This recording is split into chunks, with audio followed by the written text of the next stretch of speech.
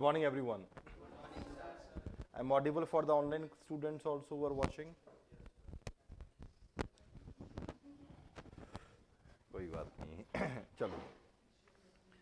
There's some students who have joined for the online and offline also, and they are basically for targeting 2023. तो थोड़ा पहले उनको बताएंगे कि how the course will be going on, and after that we would be starting off with this class. कितने लोगों को लगता है कि यूपीएससी आसान है? ऐसे करके हाथ नीचे कर लिए. ऐसी आसान होती होती मुश्किल कर लेते हो. कितने लोगों को हाथ खड़े करो. कितने लोगों को लगता है कि यूपीएससी आसान है? लगता था, अब नहीं लगता. एक बोलता है यूपीएससी को ही लगता है बस कि आसान है, बाकी सबको लगता है मुश्किल है. UPSC is one exam that can be cleared by anyone and everyone, but needs two things. The first thing is a very good commitment from the side of student and teacher also. Second thing is proper guidance. अगर ये दो चीज आपके पास है, it is commitment that is required.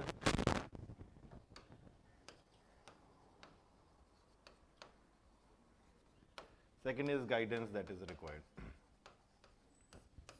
अगर ये चीज आपके पास है, comparatively there are a very good amount of chance कि यूपीएससी क्लियर किया जा सकता है.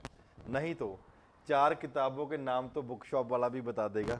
ठीक है, भी पॉलिटिकली लक्ष्मीकांत पढ़ लो जी, मॉडर्न हिस्ट्री के लिए स्पेक्ट्रम पढ़ लो, इकोनॉमी के लिए बोलेंगे रमेश सिंह पढ़ लो, ज्योग्राफी के लिए बोलेंगे आपको एनसीईआरटी पढ़ लो, और एनवायरनमेंट के लिए शंकर पढ़ लो. ये 4 किताबों के नाम तो सबको पता है, लेकिन अगर 4 किताबों से 5 किताबों से पेपर आने लग गया तो क्या बात है जो गोल्ड मेडलिस्ट है वो प्री भी नहीं क्लियर कर पाते 4-4 साल में. क्या बात है जो IITians IIM से या फॉर एग्जांपल को कहीं से और पढ़कर आए हैं वो नहीं कर पाते. और ऐसे लोग हैं जो 10th से पहले 1-2 बार फेल हो चुके होते हैं, वो यूपीएससी क्लियर कर देते हैं. मेरे अपने दोस्त हैं, ऐसा नहीं कि एग्जाम्पल कहीं बाहर से, मेरे अपने दोस्त हैं 10th से पहले 1-आधे बार फेल हुए हैं.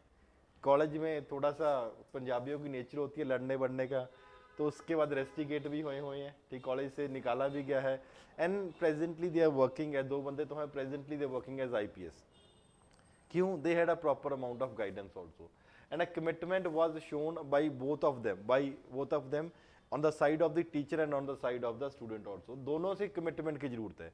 अगर इसमें से एक की भी कमी आ गई, there will be a problem for you people. Normally एक चीज जो हम नॉर्मली देखते हैं, पिछले 6 साल से मैं देखता आ रहा हूँ, आपको शायद नया नया लगे. जब आप पहले दिन आते हो आप बोलते हो सर मैं तो 20 घंटों 24 घंटे से 26 घंटे पढ़ लूंगा. ये ऐसे कमिटमेंट, और खास करके वो लोग जो अपने घर वालों के साथ आते हैं वो तो बोल देते हैं भाई बस आज की कमी थी, नहीं तो मैं तो IAS बन गया. आई एम नॉट सेइंग कि 26 घंटे पढ़ो प्रैक्टिकली, ठीक है, क्योंकि ये चीज ऐसी कमिटमेंट है जो कभी पूरी ही नहीं होने वाली है. What is your commitment is, जो आपको पढ़ा दिया है उसका मिनिमम 70% आपको आना चाहिए. What is your commitment is कि पूरे दिन में क्लासेस प्लस अदर थिंग आप 11 से 12 घंटे पढ़ो, and that is what is feasible. मैं ऐसी कोई बात नहीं करने वाला कि यार कुछ ऐसा कर लो, तूफानी करते हैं, ये करते हैं, वो करते हैं, कुछ नहीं. यूपीएससी नॉर्मल लोग ही निकालते हैं, एक्स्ट्राऑर्डिनरी लोग यूपीएससी को नहीं निकालते. नॉर्मल लोग जो एक्स्ट्राऑर्डिनरी कमिटमेंट शो कर देते हैं वो यूपीएससी के एग्जाम को निकाल लेते हैं. एक्स्ट्राऑर्डिनरी लोग अगर कमिटमेंट नहीं देंगे तो प्रॉब्लम है. And UPSC is not a game of 1 or 2 days my dear friends. 1-2 दिन का, 1 महीने का भी खेल नहीं है. It is a effort of at least 1 year, 9 महीने, 10 महीने, 11, 12, 14 महीने का एफर्ट है. एंड 14 महीने में कॉन्टिन्यूसली आपको 11-12 घंटे पढ़ना है. ऐसा नहीं हो कि चलो सर आपने 11-12 घंटे बोल दिया, आखिर वाले 5 दिन पढ़ लेते हैं. It is not like that. It has to be a continuous commitment that is required for a minimum of 1 year that is required. कर पाओगे with proper guidance, things are comparatively within your control. पहली बात, इस commitment का पहला देखने को मंजर तब दिखता है, फॉर एग्जाम्पल अगर हम पढ़ा डेली, अगर if I am starting with Asian history, जो स्टूडेंट्स हैं उनको कल से बुक्स भी मिल जाएंगी. एशियन हिस्ट्री बड़ा स्टार्ट कर रहे हैं, अप्रोक्सीमेटली 97 पेजेस आर देयर. इस 97 पेजेस को कवर करने के लिए I would be taking for example 13 to 14 classes, and I expect divide by 13 कितने हुए पर पेज? मेरा मैथ कमजोर है, कितने हुए? चलो 8 लगा लो. अरे यार 8 पेज भी घर पे नहीं पढ़ पाओगे। That commitment start from here itself. मैं कोई बात नहीं, सर ने तो 8 पेज ही कराए हैं, मैं कल घर पे जाके कर लूंगा, अरे कर लूंगी। अगर पहले दिन नहीं हो पाया, दूसरे दिन बिल्कुल नहीं हो पाएगा। Mark my words very clearly. It is therefore important that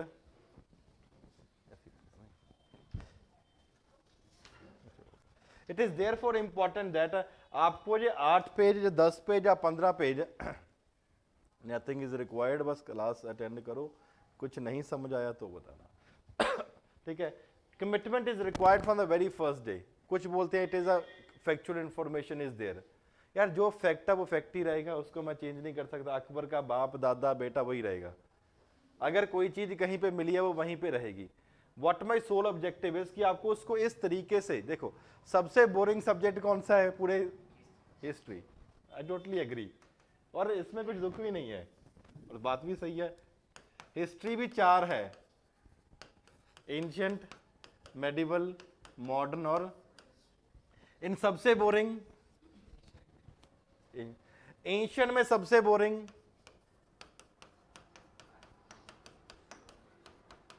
stone age. हम यहीं से शुरू करेंगे, जो सबसे बोरिंग में से भी सबसे बोरिंग है, यहां से शुरू करेंगे। एंड मार्क माई वर्ड्स, आपको छोड़ो, एक रिक्शे वाला भी उठा के लिया, वो उसको भी नहीं समझ आया तो मेरे को बताना। फैक्चुअल इंफॉर्मेशन को भी इस कंसेप्ट से समझाया जाएगा, तो आपको लग जाएगा। रट्टा मारने की जरूरत नहीं। हाँ, इस चीज को तो रट्टा मारना ही पड़ेगा कि ये हड्डी वड्डी कहां से मिल गई एक्सेट्रा, ये तो obviously you can also understand. ठीक है, लेकिन कंसेप्ट की जहां पे बात आ गई, आपको कोई प्रॉब्लम ही नहीं आएगी। बिकॉज पेलोलिथिक से हम मेसोलिथिक, मेसोलिथिक से नियोलिथिक एक्सेट्रा क्यों मूव कर रहे हैं, everything will be covered in a conceptual format. That is my responsibility. अगर आप ध्यान से क्लास 2 घंटे की क्लास सुनोगे तो आपको लग जाएगा इट इज एंशिएंट हिस्ट्री में से स्टोन एज भी सिंपल है। अगर polity is comparatively very simple, नहीं तो फिर पॉलिटी भी मुश्किल लगने लग जाती है। Try to understand what I am saying. It is the presence of mind that is required from your perspective. जितना पढ़ा दिया उसका 70% भी कर लोगे, प्री को कोई प्रॉब्लम नहीं आने वाली है ना मेंस में। बट इट इज इंपॉर्टेंट कि जितना आपको पढ़ा दिया, 8 पेज है, 10 पेज है, 12 पेज है, इससे ज्यादा तो कवर ही नहीं हो पाता यार। अगर इतना भी कर लोगे, एंड 10-10 पेज करके ही काम होगा ये। इट इज नॉट कि यार कोई बात नहीं, 8-10 पेज ही तो पतली सी किताब, ये तो मैं तो कभी भी कर लूंगा, वो कभी भी नहीं होने वाली है। रियलिटी आई एम टेलिंग, कभी भी नहीं होने वाली है। Either you are doing it right now और you are not doing it, as simple as that. Things are that कि मैं मुंह पे बोल देता हूं, कुछ उल्टा सीधा करोगे तो मैं मुंह पे बोल दूंगा भाई ये गलत है, ये सही है। I am not a person जो पॉलिश करता रहेगा, कोई बात नहीं, कोई बात नहीं। अगर गलत कुछ क्लास में भी कुछ उल्टी सीधी हरकत करोगे तो मैं क्लास में भी टोक दूंगा, and that is equally applicable for the online also. ठीक है, ऐसे मत बोलना कि हम देख नहीं रहे हैं भाई, नाम लेके बोलूंगा मैं, फिर बोलोगे सर बेइज्जती कर दी मेरी। What is required from your perspective? No, it is commitment. Guidance will be given by us. कोई डाउट है, कोई प्रॉब्लम है, we are there to assist you in that. कोई प्रॉब्लम हमारी तरफ से है, I am there to assist in that. लेकिन आपकी तरफ से कोई कमिटमेंट नहीं होनी चाहिए। नॉर्मली स्टूडेंट्स जब इनिशियल फेज में तैयारी करने लगते हैं, उनको लगता है कि हम आईएएस बन ही गए हैं। ऐसा नहीं है दोस्त। How many student fill the form? कितने बच्चे पेपर देते हैं? कितने बच्चे प्री निकालते हैं? चलो 10,000 के राउंड फिगर रख लेते हैं। कितने लोग मेंस लिखते हैं, मेंस निकालते हैं? कोई 3 विरी नहीं है, 2300 के आसपास मेंस निकालते हैं। कितनों की सिलेक्शन होती है? कितने इसमें से आईएएस बनते हैं? अरे कोई नहीं, 180 बनते आईएएस, 80 के आसपास बन के खत्म हो जाता है। और कुछ लोगों की ही ऐसा दिली इच्छा होती है, वो आईएफएस बनना चाहते हैं, या वो आईपीएस बनना चाह रहे हैं। सब लोग एग्जाम की तैयारी करते हैं, अभी मैं तो आईएएस ही बनना चाह रहा हूं। ठीक है, चलो। जो लोगों ने आईएएस नहीं बने और अटेम्प्ट बचा है, जो लोगों ने आईएएस नहीं बने, अटेम्प्ट बचा है, वो दोबारा पेपर देंगे कि नहीं देंगे? आप take it for round figure, इसमें से 500 बंदे तो पेपर दे ही रहे हैं। ठीक है, ये वाले भी तो पेपर देंगे, ये वाले भी तो पेपर देंगे अगर लास्ट अटेम्प्ट नहीं है। So therefore competition is not with 5 lakh people. Competition is only among the 50,000 students who are comparatively serious students. जो राजेंद्र नगर में बीट देख रहे हो, इनके साथ कंपटीशन आपका ना आज है, ना कल है, ना परसों होगा। Very clearly I am saying. क्यों? मार्क माई वर्ड्स, इनका नहीं होने वाला है। क्यों? हमें पता है जो लोग इस फॉर एग्जाम्पल बेड चाल में पढ़ गया, मैं ये भी पढ़ लूं, मैं ये भी पढ़ लूं, मैं ये भी पढ़ लूं, 4 किताबों के नाम तो आपको यहीं पता है, तो घर पे बैठ के भी पढ़ सकते हो। It is not about the 4 to 5 books at all. मैं क्लियरली बता रहा हूं, 4-5 किताबों का नाम ही नहीं है, काम ही नहीं है। It is the conceptual clarity that is required. आप आज भी उठा के देख लो, लक्ष्मीकांत में से 18 में से 6 क्वेश्चन ही आए हैं इस साल के, बाकी कहां चले गए? Depends on this clarity. अगर Laxmikanth is just one book, PM Bakshi is there, Subhash Kashyap is there, DD Basu is there, etcetera किताबें हैं। इन सब में का जो, ऐसा नहीं कि हम पॉलिटी में कुछ नया कर देंगे, इन सब का जो निचोड़ अब आपको एक जगह पे मिल जाएगा, आपको उसको समझाया जाएगा, so that you are able to do it comprehensively. और ऐसा भी नहीं कि बहुत बड़े बड़े नोट्स होंगे, जो काम का रिक्वायर्ड है वही दिया जाएगा। Your duty is to cover the things in a comprehensive format.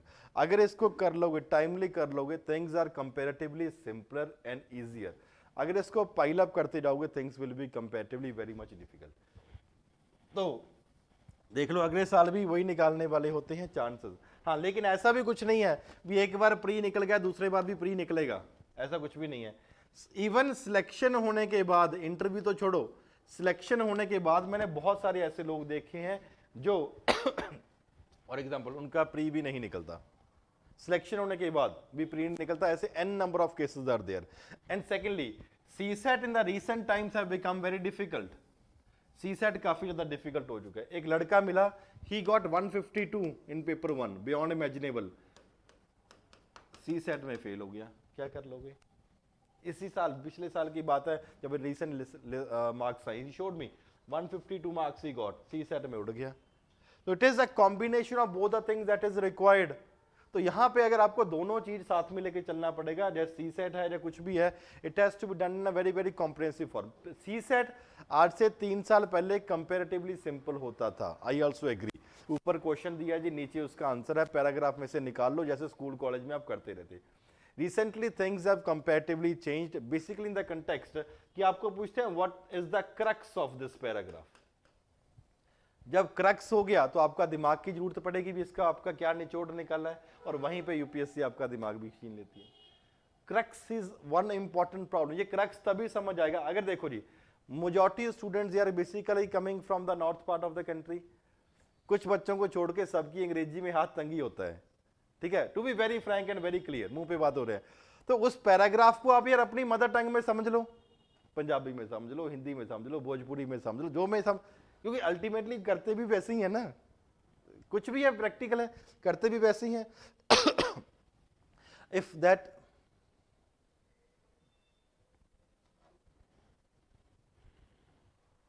हाँ कोई बात नहीं, सिर्फ आपको बताया जाएगा, ठीक है। तो crux, if you are able to understand that particular crux in your own mother tongue, you will be able to know ये वो पूछना क्या चाह रहे हैं।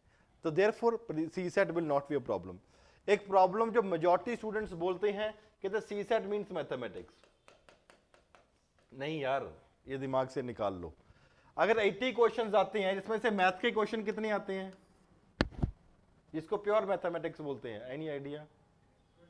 अरे कुछ नहीं, 20 आते, 8 से 10 क्वेश्चन जो प्योर मैथमेटिक्स है, 40 के क्वेश्चन के आसपास आपको इंग्लिश के आएंगे, 20 से 25 क्वेश्चन आपको एप्टीट्यूड के आएंगे। Aptitude is not mathematics. Time देख के बताओ जी, घड़ी घूम जाएगी तो इतना क्या टाइम हो जाएगा? आपके मामे के चाचे के फूफे के लड़का, आपका क्या लगता है? ये मैथ नहीं हुआ ना। और सबसे बड़ी बात है, ठीक कितने करने 80 में से? 28। Therefore it is important that the exam is very very logical. अगर लॉजिकल तरीके से एग्जाम की तैयारी करोगे, things are within the control. अगर इलॉजिकल तरीके से तैयारी करोगे तो प्रॉब्लम रहेगी। How the classes will be going on? एक क्लास होगी एनसीईआरटी सिनॉप्सिस क्लास होगी, जो 23 के लिए उनके लिए जनवरी में स्टार्ट हो जाएगा ये। That will be for a 1 year class, 1 hour class. Second will be a GS class. Third will be an answer writing class.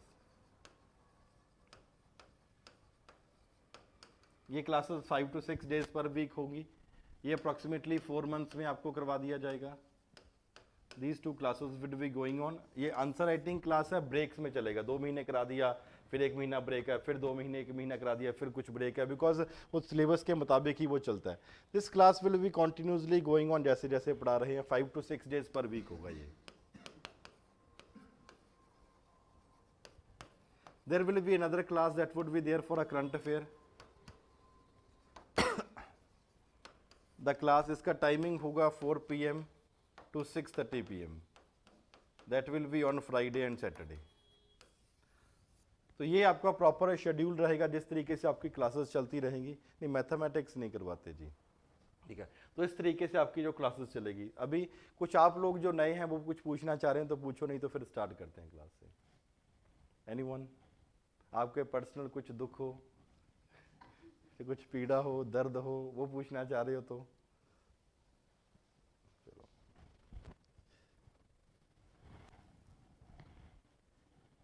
हाँ, इंटरव्यू गाइडेंस के लिए भी क्लासेस होगी, सब कुछ होगा।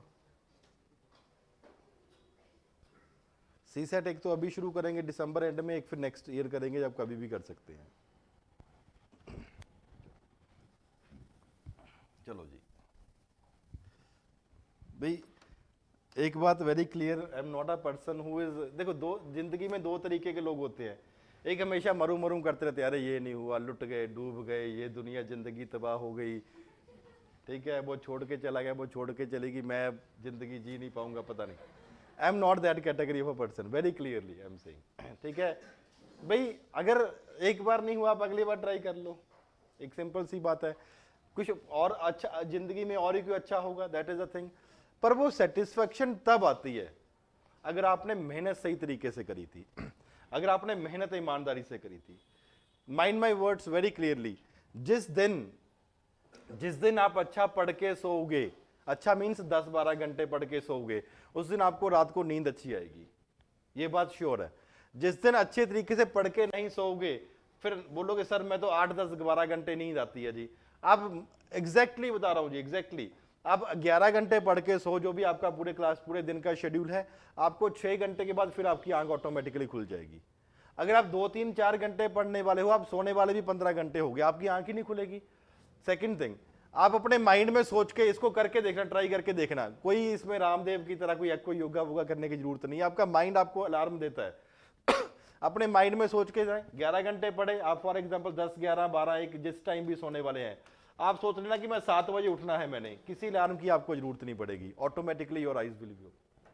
करके देखना, ट्राई करके देखना। हाँ भाई, ऐसा नहीं होना चाहिए कि पी के सो गए और सर मेरी तो आंख खुली नहीं है, या इतना खा के सो गए उसके बाद सर मेरी तो आंख खुली नहीं, आप क्या बोले। मैं नॉर्मल दिन की बात कर रहा हूँ, जहां आप लाइफ नॉर्मल तरीके से व्यतीत कर रहे हो और उस तरीके से रहेगा। Second thing, ups and downs are a part of UPSC preparation. कभी मैंने बोला कि आप 10 से 11 घंटे पढ़ो, 10 से 12 घंटे पढ़ो, 11 पढ़ लो, कोई प्रॉब्लम नहीं है। There will always be a time जहां आप 5 से 6 से 7 घंटे ही पढ़ रहे हो, ऐसा टाइम भी आएगा यार, आई टोटली एग्री। कभी दिल कर रहा है मूवी देखने जाना है, कभी दिल कर रहा है डेट पे जाना है, कभी दिल कर रहा है घर वालों ने बुला लिया, कभी ऐसे ही मूड खराब होता भी, वो तो चला गया मैं रह गया, ठीक है, ऐसा भी दिल खराब हो सकता है ना, मूड खराब हो रहा है, कभी मूवी देखने जाना है, इट इज देयर। पर कभी अगर ये हो रहा है तो कभी ये भी तो होगा यार 15 घंटे पढ़ना है, ऐसा भी तो होगा। It will B a combination of both these things. अब ऐसा नहीं कि सर मैं तो 5 घंटे पढ़ रहा हूँ 3-4 दिन से, मेरा दिल नहीं कर रहा, ठीक है यार, नॉर्मल है, ह्यूमन बींग्स है। क्यों? Because even if you see your life line, तो भी ऐसे ही है ना, आपकी हार्ट बीट है, अगर ये सीधी होगी तो गए, लुटक गए। It is therefore important, understand करो इस चीज को। Do not take it as a pressure on you कि यूपीएससी की तैयारी करने लग गया है, वो क्या बोलेंगे, ये क्या बोलेंगे, सेक्टर दुनिया का काम है, बोलते ही रहेंगे। If you are true by your side, at times family की सपोर्ट होती है, एट टाइम्स फैमिली की सपोर्ट नहीं होती है, दोनों की बात माननी पड़ेगी। Every category of a student is there. ऐसे स्टूडेंट भी है जिनके घर वाले बोलते हैं भाई कोई जी ले अपनी जिंदगी, ठीक है। ऐसे स्टूडेंट भी होते हैं जो काम करके फिर पढ़ते हैं, ऐसे स्टूडेंट भी होते हैं। आई सीन, मैं नाम नहीं लूंगा, एक ही साल में 2 बच्चों की सिलेक्शन हुई थी, आज से 7-8 साल पहले ही बात है, 10 साल ही हो गए होंगे। एक बच्चा होटल के रूम में रहता था, दूसरा बच्चा किचन में रहता था। Both of them they became IAS. Kitchen rent पे लिया हुआ था, एक वो भी आईएएस ही बना, जो बंदा होटल में रह के पढ़ रहा था वो भी आईएएस ही बना। तो कहने का क्या मतलब है, it is not the circumstances in which you people are it is the mindset that you people are having will get you through the exam. ऐसा नहीं कि यार मैं तो किचन में रह रहा था, मेरे पास ये नहीं है, सहूलत नहीं है, ये नहीं है, वो नहीं है, ऐसा कुछ नहीं है। और ऐसा भी नहीं कि अगर बहुत बढ़िया रूम में रह रहे हो फिर भी सिलेक्शन हो जाएगी। It is the positive mindset that is required for clearing of this exam. N number of examples are there, students have clear despite various problems that they were facing. अगर वो लोग कर सकते हैं, कभी सोच के देखना आप में क्या कमी है। ट्राई टू इंट्रोस्पेक्ट योरसेल्फ, कभी कभी कोशिश करना, देखो डेली भी मत करना, ठीक है भी मैं एक हफ्ते में, पिछले हफ्ते में मेरे को क्या करना चाहिए था और मैंने क्या करा, दैट इज ओनली। मैं अपना पर्सनल एक्सपीरियंस बताता हूं, दैट वाज अ ब्लंडर। 2014 में मैंने, पहले 2012 में मैंने interview the, I got 196 marks, बढ़िया मार्क्स में इंटरव्यू में आई गॉट 196, ये अच्छे मार्क्स में कैटेगराइज की जाती है, ठीक है। नहीं हुआ जी, मेंस में कम रह गए। अगली बार क्या हुआ, मेंस थोड़ा ठीक हो गया, तो इंटरव्यू मेरी बहुत जबरदस्त गई, 2014 वाली इंटरव्यू बहुत जबरदस्त गई। तो मैंने घर वालों को बोल दिया जी आईएएस नहीं तो आईपीएस तो पक्का, चाहे कुछ भी हो जाए, and any worst day IPS तो पक्का है। और एक ही साल किया था यूपीएससी ने, पता नहीं मेरे साथ क्या खास प्यार था, या दूसरों के साथ भी बता दिया जी कल रिजल्ट आने वाला है। इसके आगे पीछे यूपीएससी ने कभी नहीं बताया कि कल आपका फाइनल रिजल्ट आने वाला है। चलो ठीक है, एक आधा दिन ऊपर नीचे हो जाता है, यूपीएससी ने अपनी वेबसाइट पे डाल दिया जी कल रिजल्ट आने वाला, चलो ठीक है। मेरे घर वाले भी घर पे थे, फादर साहब हमारा अपना ज्वेलरी का बिजनेस है, तो कहते चलो आज शाम को पार्टी वार्टी करेंगे जब रिजल्ट आएगा। My name was not there in the list, ठीक है। चलो मदर थोड़ी ही शी स्टार्टेड क्राइंग, यार मेरे बच्चे ने मेहनत करी थी। Me, my father and my brother, we are very positive person in life, बहुत ज्यादा पॉजिटिव है। अगर ये नहीं तो कुछ और अच्छा कर लेंगे, that is only thing why I was able to do, कि ये नहीं तो कुछ और अच्छा कर लेंगे, because I knew it very clearly in my heart, in my mind, कि मैंने मेहनत करी थी। सिलेक्शन होना या सिलेक्शन ना होना मेरे हाथ में नहीं था। If you are able to do, कि मैं 10 से 11 घंटे पढ़ रहा हूं और आप अपने आप को शीशे के खड़े होके बोल सकते हो कि मैं ईमानदारी से मेहनत करता हूं, आपको डेफिनेटली अच्छी नींद आएगी। आप सबसे झूठ बोल सकते हो, मेरे से बोल सकते हो, आस पड़ोस वाले से, किसी से बोल सकते हो, अपने माँ बाप से, लेकिन अपने आप से झूठ नहीं बोल सकते। अगर रात को शीशे के आगे खड़े होकर बोलो कि हाँ यार मैं आईएएस की तैयारी करने के लिए आया हूं या आई हूं और मैं ईमानदारी से पढ़ रहा हूं या पढ़ रही हूं, you will definitely have a good sleep. नहीं तो आप खुद को अपनी नजरों में नहीं देख पाओगे। Reality this will happen. Why I was able to take up, ये नहीं तो कुछ और कर लेंगे, बिकॉज एक तो ऐसा कि चलो I always had an option कि चलो ठीक है ये नहीं हुआ तो अपने दुकान पे जाके बैठ लेंगे, पैसे पैसे कमा लेंगे, वहां पे जिंदगी बढ़िया चलेगी। सेकंड थॉट कि चलो ठीक है ये ट्राई करके देखते हैं, ट्राई करके देखते हैं, अगर हो गया तो चलो ठीक, बट चल गया तो बढ़िया, नहीं चला तो वो तो ऑप्शन है ही हमारे पास, कभी भी जाके बैठ सकते हैं। By God's grace and with the for example hard work that we have been doing, we had a good number of success that is been there. अपना ये तभी हो पाता है, तभी आप में ये कॉन्फिडेंस आ पाता है अगर आपने ईमानदारी से मेहनत करी हुई है। Definitely you will B succeeding if not here that at somewhere else also. पर उसके लिए एक बहुत ज्यादा जरूरी है, या तो 1 साल पढ़ लो, 2 साल पढ़ लो, या पूरी उम्र पढ़ते रहो, टोटली डिपेंड्स ऑन यू। अगर 1 साल पढ़ोगे तो इंटू 365 भी करना पड़ेगा। 1 साल पढ़ लिए, अगर आप 4 से 5 घंटे पढ़ रहे हो, इंटू पता नहीं कितने 5 ईयर, 4 ईयर, 6 ईयर करना पड़ेगा। तो why not to work hard in a single year when you are having a proper guidance also. तो ईमानदारी से करो। 1 साल किसी रिश्तेदार से नहीं मिलोगे, कोई फर्क नहीं पड़ने वाला। किसी की शादी पे नहीं जाओगे, कोई फर्क नहीं पड़ने वाला। किसी का जन्मदिन पे नहीं जाओगे, कोई फर्क नहीं पड़ने वाला। हाँ कोई ट्रेजेडी होगी तो जाना पड़ता है, you should be standing by the people, लेकिन एक खुशी में नहीं जाओगे तो पीपल कैन आल्सो अंडरस्टैंड। अगर 1 साल एग्जांपल कभी कभी चले जाना, ऐसा नहीं कि बिल्कुल ही मैं नहीं, 1 साल किसी के साथ डेट पे भी नहीं जाओगे, कोई फर्क नहीं पड़ेगा। अब वो 1 महीने में 1 बार जाओगे तो भी काम चल जाएगा। If that person is not willing to understand कि ये तैयारी कर रही है या तैयारी कर रहा है, जिंदगी में कभी आपके साथ नहीं जाएगा वो बंदा पर्सन। अगर आज नहीं आपकी सर्कमस्टांस, आपकी सिचुएशन वो समझ रहे हैं, तो कल भी डेफिनेटली नहीं समझने वाले हैं। Mark my words. It is therefore important that most important and most priority for you people is to prepare for UPSC. अगर यूपीएससी के लिए तैयारी करोगे, आपका माइंड में भी कंपैरेटिवली सेटिस्फेक्शन ही रहेगा। अगर ऐश करनी है तो जिंदगी में बाद उसके बाद ही कर लो। अगर आप आईएएस बन के यहाँ पे निकलोगे तो कितने लोग बोले क्या बात है, क्या मस्त लग रहा है, मस्त लग रही है, बोलेंगे ना। नहीं तो अरे 5 साल से धक्के खा रहा है, इसका प्री नहीं हुआ। Same people will be in a position to say the same words, पर that totally depends on you people कि आप किस तरीके से उसको वो देख रहे हो। और अगर सक्सेस बन के जाओगे, comparatively people will also be having a craze for you. Therefore it is important to understand the importance of this 1 year. अगर एक साल की इंपॉर्टेंस को समझ जाओगे, things will be comparatively within your control. अगर इसकी इंपॉर्टेंस को नहीं समझोगे, there will always be a problem. It is just a mental attitude. और सबसे ज्यादा कोशिश करो कि नेगेटिव लोगों से दूर रहो. This is the most important thing. अगर 5 लाख बच्चे फॉर्म दे रहे हैं, फेल कितने हो रहे हैं? 10,000 पास कर रहे हैं, फेल कितने? तो यहां पे ज्यादा भीड़ किसकी है? नेगेटिव. अगर इन लोगों से बच जाओगे, it is very very important for your exam. क्यों? 1 2 3 साल हो गए जी, खुद कुछ आता नहीं है, दूसरे को सीखने नहीं देंगे. It is very. बहुत सारे ऐसे स्टूडेंट्स हैं जो हमारे पास आते हैं, ठीक है, 1 साल हो गया, 2 साल हो गए, 3 साल हो गए, यूपीएससी की तैयारी कर रहे हैं, लेकिन प्री नहीं निकल रहा. एक छोटी सी बात बताता हूं, ऐसा नहीं कि उनकी गलती है, it is a human nature. Example है, कट ऑफ जीआई फॉर एग्जाम्पल 98, उनके मार्क्स आ गए 90. कट ऑफ चलेगी 92, इनके मार्क्स आ गए 85. ये कट ऑफ है, ये मार्क्स हैं. ये जा तो आपके मार्क्स हो 50 40, टोटली डिफरेंट सिचुएशन है. मतलब कुछ नहीं आता, निकम्मे हो गए जी, कुछ नहीं आ रहा. ये इतने बुरे मार्क्स हैं, ना आपको सीखने देती है, ना आपको सीखना सीख सकती हो. क्यों? आपको लगता है यार 8 मार्क्स के तो फर्क है, यार 7 मार्क्स का तो फर्क है, मैं तो निकाल ही लूंगा, जब मैं निकाल ही लूंगी. Mind my word friend, it is not 7 और 8 marks, it is minimum of 15 to 20 marks. अगर गैस मारो यार, आपके 99 होते, आपके 93 भी हो मार्क्स होते, तो प्रीलिम्स के 40 दिन बाद क्या पढ़ पाते कभी? जब तक पता नहीं लगता ना यूपीएससी ने मैं पास हो रहा हूं कि फेल हो रहा हूं, कभी नहीं पढ़ पाओगे. These even if you are on a cut off में हो, आप कभी नहीं पढ़ पाओगे. आप चाहे कुछ भी कह लो मैं पढ़ लूंगा, मैं पढ़ लूंगी, रियलिटी में कुछ नहीं होता ऐसा. रियलिटी में जब एग्जाम आता है, 40 दिन खराब हो चुके होते हैं. अगर 40 दिन खराब हो गए, ऑटोमेटिकली आप लिस्ट से बाहर हो गए हो. और अगर आपकी इसकी जगह पे 95 की जगह 91 की जगह पे आपके 110 होते, यहां पे 105 होते, तो क्या पहले दिन से नहीं पढ़ोगे? जिस दिन प्रीलिम्स हुआ उसके 2 दिन बाद मस्ती करी और फिर पढ़ने लग गए. That totally depends on your hard work. ये बहुत ही गड़बड़ वाले सिचुएशन मार्क्स है, बिकॉज ये आपको कहीं पे कोचिंग करने नहीं देते, किसी से गाइडेंस लेने नहीं देते. ह्यूमन का नेचर है, कोई बात नहीं, 5-7 नंबर है, मैं खुद ही और पढ़ के कर लूंगा. It is not 5 to 7 marks, it is not 10 marks, it is minimum 15 to 20 marks. Cut off से 10 नंबर ऊपर हो गए, तभी तो आप for example you will be in a position to focus for the mains also. और ऐसी छोटी छोटी बातों को समझना बहुत ज्यादा प्रॉब्लम है.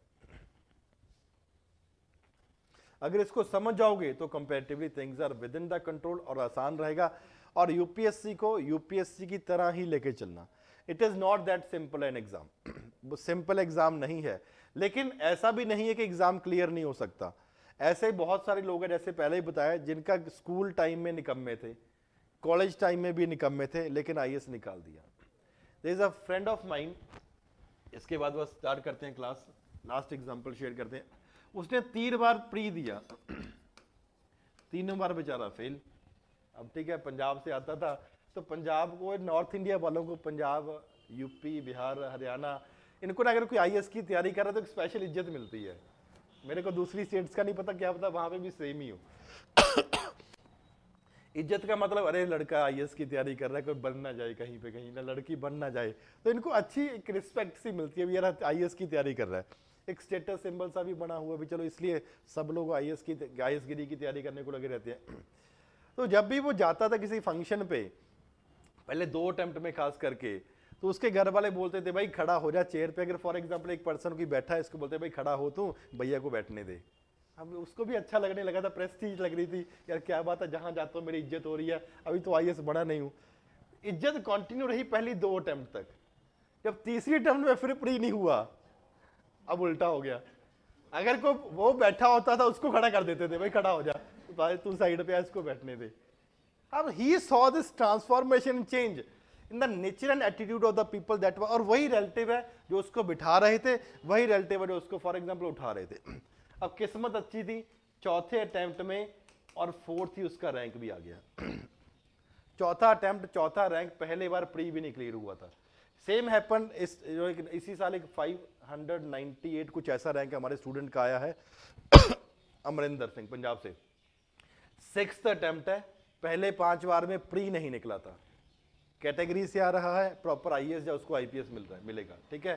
चलो उसके साथ वो नहीं हुआ होगा, इसका ऊपर वाले का बताता हूँ। तो चौथे अटेम्प्ट में 4th ही इसका रैंक आ गया, इसने अपने माँ बाप को बोल दिया जो घर का पूरा गेट वेट बंद कर लो, अंदर नहीं आने देना, रिश्तेदारों को खास करके। क्यों? बिकॉज इसने चेंज देख लिया था। कहता ठीक है, ये पूरा घर है हमारा, यहाँ पे हमारा बना हुआ है, रूम बने हुए हैं, ये फॉर एग्जांपल हमारा कुछ पार्क टाइप सा बना हुआ है, तो जिसको रिश्तेदारों को पार्टी देनी है पार्क में बिठाओ और पार्क से ही वापस कर दो, चाय पानी पिला के, किसी को घर के अंदर नहीं लेके आना। Because he has change this, seen this change. जब आप आईएएस बन जाओगे, नए नए रिश्तेदार भी पैदा होने लग जाते हैं, नए रिश्तेदार भी। वही टीचर जो बचपन में आपको गालियां निकाल रहे होते हैं, वही बोलेगा ये तो बचपन में ही लग रहा था आईएएस बनेगा। ठीक है ना। And these things start coming, और रिश्तेदारियां बहुत बनेंगी, बहुत लंबी लंबी रिश्तेदारियां, जिसका कभी आपके माँ बाप ने भी नहीं सुना होगा, वो भी बोलेंगे तो हमारा ही बच्चा है। ठीक है, ये तभी हो पाएगा अगर आप ईमानदारी से मेहनत कर रहे हो। The fruits of everything is comparatively good. ठीक है, आपको देखना पड़ेगा कि उसको फॉर एग्जाम्पल वही तरीके से करना है। चलो जी, इसी से हम स्टार्ट करते हैं। The first topic that we would be taking up, कुछ लिखने की जरूरत नहीं है, not to write even a single word, बस समझ लो that is my only objective. आपको नोट्स वोट सब कुछ देना वो हमारी जिम्मेवारी है, कुछ लिखना नहीं है, बिकॉज लिखोगे तो मैं जो बता रहा हूं वो समझ नहीं पाओगे।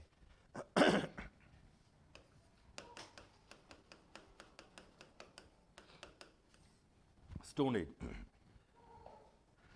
अगर स्टोन एज का टाइम पीरियड हम देखेंगे, it is basically start from 10 lakh BC और फिर आगे आगे उसका कंटिन्यू चलता रहेगा। It is basically divided into 3 parts, Palaeolithic, Mesolithic and Neolithic.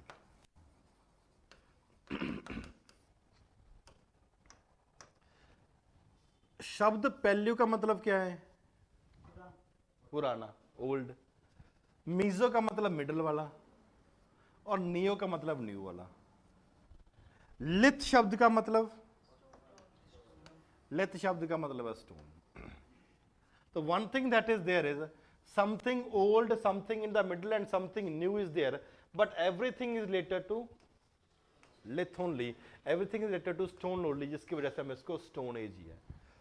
It means that the stone was the most important part of the daily human life at that particular point of time. अगर इसको time period के हिसाब से बात करते हैं तो Palaeolithic को भी आगे 3 में डिवाइड किया है, lower Palaeolithic, middle Palaeolithic and for example upper Palaeolithic. ये मेसोलिथिक और नियोलिथिक की बात लगे। यहां से इधर कैसे ट्रांसफॉर्मेशन हो गए, यहां से इधर ट्रांसफॉर्मेशन कैसी होगी, और यहां से फिर आगे हम करेंगे। It is all a conceptual aspect. ऐसा नहीं हुआ कि वन फाइन डे उन्होंने उठ के बोल दिया चलो जी नोटबंदी करते हैं, या चलो जी पैलियोलिथिक खत्म होगा आज मेसोलिथिक में मूव करते हैं, ऐसा बिल्कुल भी नहीं है। There will always be some concept that will be associated with it. Mains में आपका कल्चर वाले पार्ट का ये क्वेश्चन बनता है। यहाँ पे question can be there in the Mesolithic age, question can also be there in the Neolithic age. तो ये कल्चरल एस्पेक्ट में प्री में factual information can be asked, in the mains for example it is the conceptual thing can be asked, तो multiple question जो आपको बताया जाएगा। Palaeolithic age, the time period for lower Palaeolithic age is 10 lakh BC to 1 lakh BC। Middle वाले की बात है 1 lakh BC to 23,000 BC। अगर अपर पैलियोलिथिक की बात है 23,000 BC टू 10,000 BC। अगर मेसोलिथिक की बात करते हैं, डेट्स आपको जरूरत नहीं है लेकिन एक समझने के लिए है। The time period is 10,000 BC to 7,000 BC and this is 7,000 BC onwards.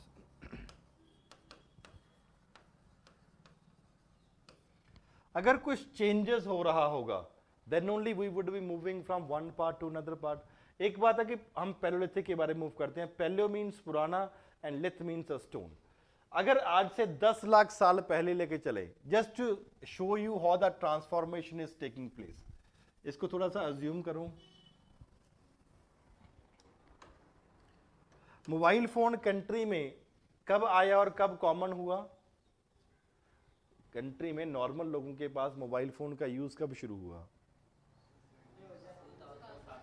Approximately somewhat around 2002-2003 के आसपास, जब पहले आ गया था, लेकिन कॉमन लोगों के पास कब आने लगा? ठीक है, जब 2002 के आसपास, जब उसके पहले भी फॉर एग्जांपल 1998 में 9 के आसपास या 1995-6 के आसपास एक पेजर आता था, शायद आपने सुना भी नहीं होगा, सुना होगा घर वालों ने, वो जैसे यहाँ पे टांग ली है, उसका मैसेज आता था, वॉइस मैसेज आता था, that was called as a pager. उसके बाद मोबाइल फोन आने लगा 97, 98 के बाद थोड़ा सा कॉमन हो गया एंड फोन आने लगे। जब पहला फोन आता तो इतना बड़ा होता था, 76 की तरह होता था, इतना बड़ा phone. And the first phone that I used had an incoming of ₹17 पर मिनट। इनकमिंग की बात कर रहा हूं, आउटगोइंग की बात नहीं कर रहा। और आउटगोइंग अप्रोक्सीमेटली 19 रुपए पर मिनट के हिसाब से आउटगोइंग होती थी। तब लोग मिस कॉल मारते थे, ठीक है, ध्यान रखते थे कि सेकंड्स जैसे 55 होने लगे, okay okay bye bye tata take care, ऐसा करते थे, ठीक है। ये तब की बात है। अब क्या है, now we have moved from this to almost incoming is totally free और रोमिंग भी टोटली फ्री। इसमें रोमिंग अलग से ऐड हो जाता था, अगर कहीं बाहर चले गए तो रोमिंग से ज्यादा पैसे और लगते थे। Incoming is totally free, outgoing almost free की तरह ही है।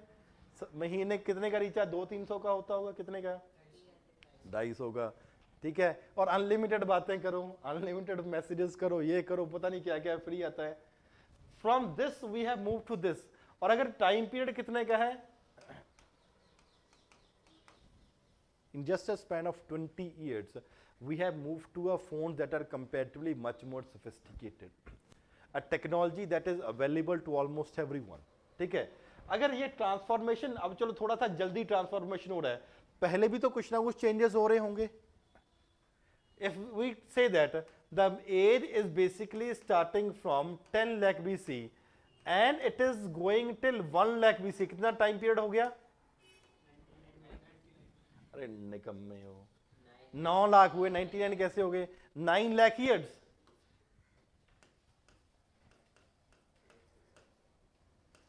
9 लाख साल। और हम बोलते हैं स्टोन एज। अगर आप अपनी अंडरस्टैंडिंग से अज्यूम करके चलोगे तो 9 लाख 10 लाख साल पहले हम जंगलों में रहते होंगे या महलों में? जंगल। The life was not that much developed at that point of time. If we go this by geological era, this was a phase of Pleistocene period.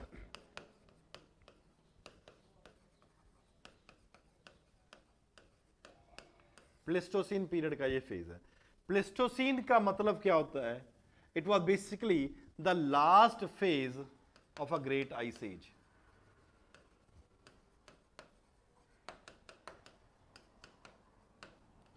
Last phase है जी। अगर BCAD क्या होता है? चलो ठीक है जी, BC क्या होता है जी? देखो जी, अगर आप हिस्ट्री को डिसाइड करते हो, चलो आज अगर लेके चलते हैं, चलो एक वन फाइन डे आज मोदी साहब गद्दी पे बैठ गए और हम बोलेंगे जी आज के बाद दुनिया शुरू हो गई। ऐसे भी बहुत लोग हैं ना तो जो बोलते हैं कि 2014 के बाद ही हिंदुस्तान शुरू हुआ, इसके पहले तो भेड़ बकरियां थे। देखो भाई, कोई मोदी का बहुत डाई हार्ड फैन तो नहीं है, ठीक है, ना राहुल गांधी का। भाई हम जब क्लास में as a student as a teacher हम मजाक करेंगे, एज अ लाइवली हम दोनों का मजाक उड़ाएंगे, बिकॉज दोनों ही हमारे प्रिय क्या है, नेता हैं, ठीक है। तो मजाक हम, क्योंकि पब्लिक लाइफ है तो आप बोल सकते हैं, आपकी पर्सनल लाइफ है, हम आपके बारे में नहीं बोल सकते। But veins you enter into a public life, आपके बारे में लोग सब कुछ बोल सकते हैं और हम भी बोल सकते हैं। तो कुछ लोग बोलेंगे 2014 से ही दुनिया शुरू हो गई है, same was the case.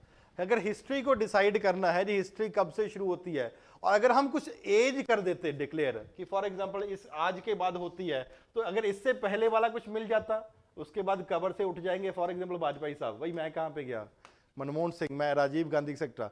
It was therefore important that कि क्या हमें देखना पड़ेगा कि एक डिसाइड कर लेते हैं जी हिस्ट्री किसने लिखी है? अंग्रेजों ने कि हमने? और हमारी हिस्ट्री भी उन्होंने लिखी है। Therefore they said that उनके बाबा कौन है? क्राइस्ट है। ये पैदा हो गए, ये बोलते हैं इसके आगे वाला after the death of Christ AD, इससे पहले वाला before Christ. Just for example कि हमें हड़प्पन सिविलाइजेशन मिल गया है, इससे पहले था Indus, for example Vedic age. We were thinking that it is life is basically starting from Vedic age, कुछ हमारे पास सिविलाइजेशन नहीं है। लेकिन अगर हमने वैदिक एज को जीरो मान लिया होता तो फिर और इसकी आगे वाली डेवलपमेंट 1 2 3 4 करके कर रहे होते, और हड़प्पन सिविलाइजेशन मिल गई तो हड़प्पन सिविलाइजेशन को जीरो मानना पड़ता, इससे पहले कुछ और मिल गया उसको जीरो मानना पड़ता। Therefore it is important that एक एज डिसाइड कर लो, इसके आगे वाले +1 +1 +2 +3 होता जाएगा, इसके वाले -1 -2 -3 before the birth of Christ and after the death of Christ. It's just a reference point that has been there in the history that has been there. Pleistocene period. Pleistocene period means the last phase of the great ice age. Ice age है तो बर्फ होगी, obviously बात है। The earth was basically covered by good amount of ice that was there. ठंड होगी कि गर्मी होगी?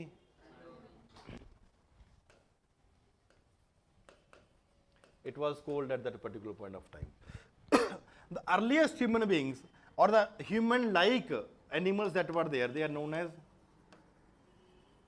hominids, जो hominids उनको बोलते हैं, जिसका मतलब है men like species।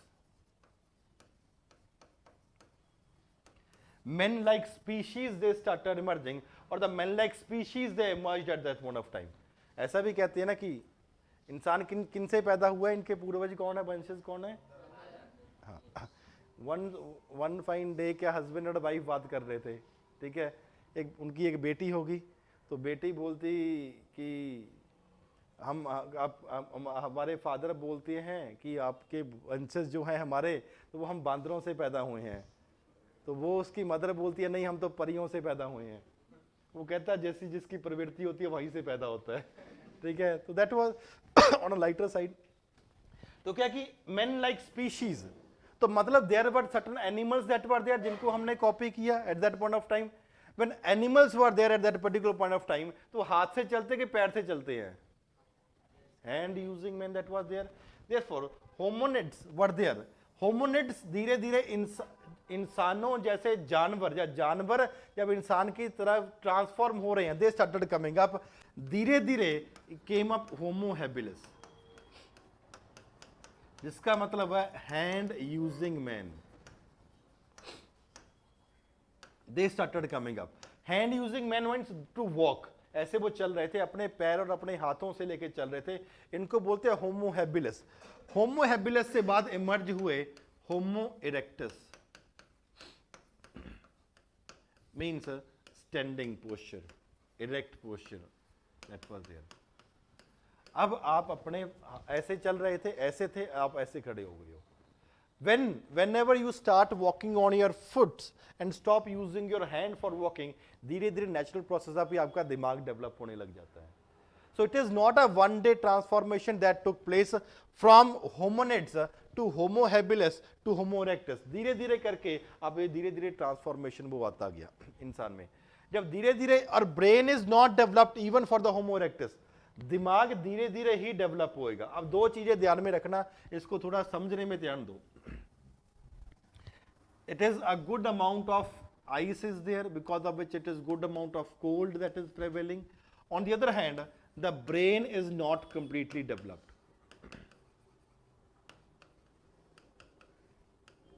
चलो इसको थोड़ा ध्यान से सुनो।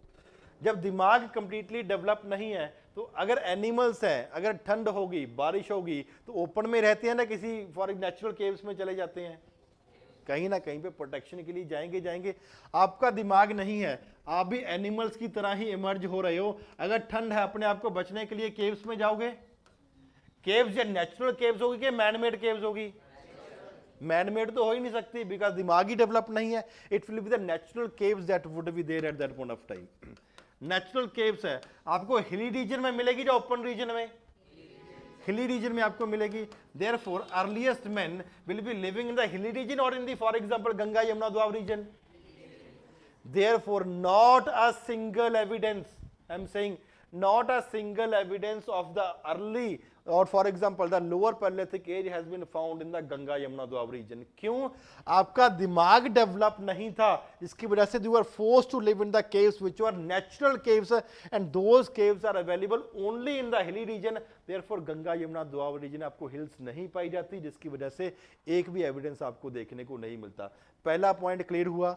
अगर कोई आपसे पूछता है कि क्या अर्ली पैलोलिथिक या लोअर पैलोलिथिक का आपको एविडेंस गंगा यमुना दोआब में देखने को नहीं मिलता है, बिल्कुल नहीं मिलता है. तो पहला क्वेश्चन आपका यहीं पे सॉल्व हो जाएगा. चलो, it is caves. Not only this, they अब उनका रहना है, खाना पीना है. जब दिमाग नहीं है तो क्या आप एग्रीकल्चर कर पाओगे? तो क्या खाओ पियोगे? Hunting and food gathering, that would be there.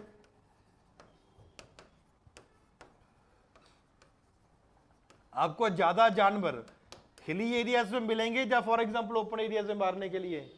Hilly area में आपको जानवर को मारना, हिली एरिया में मारना है तो मारोगे कैसे? स्टोन से.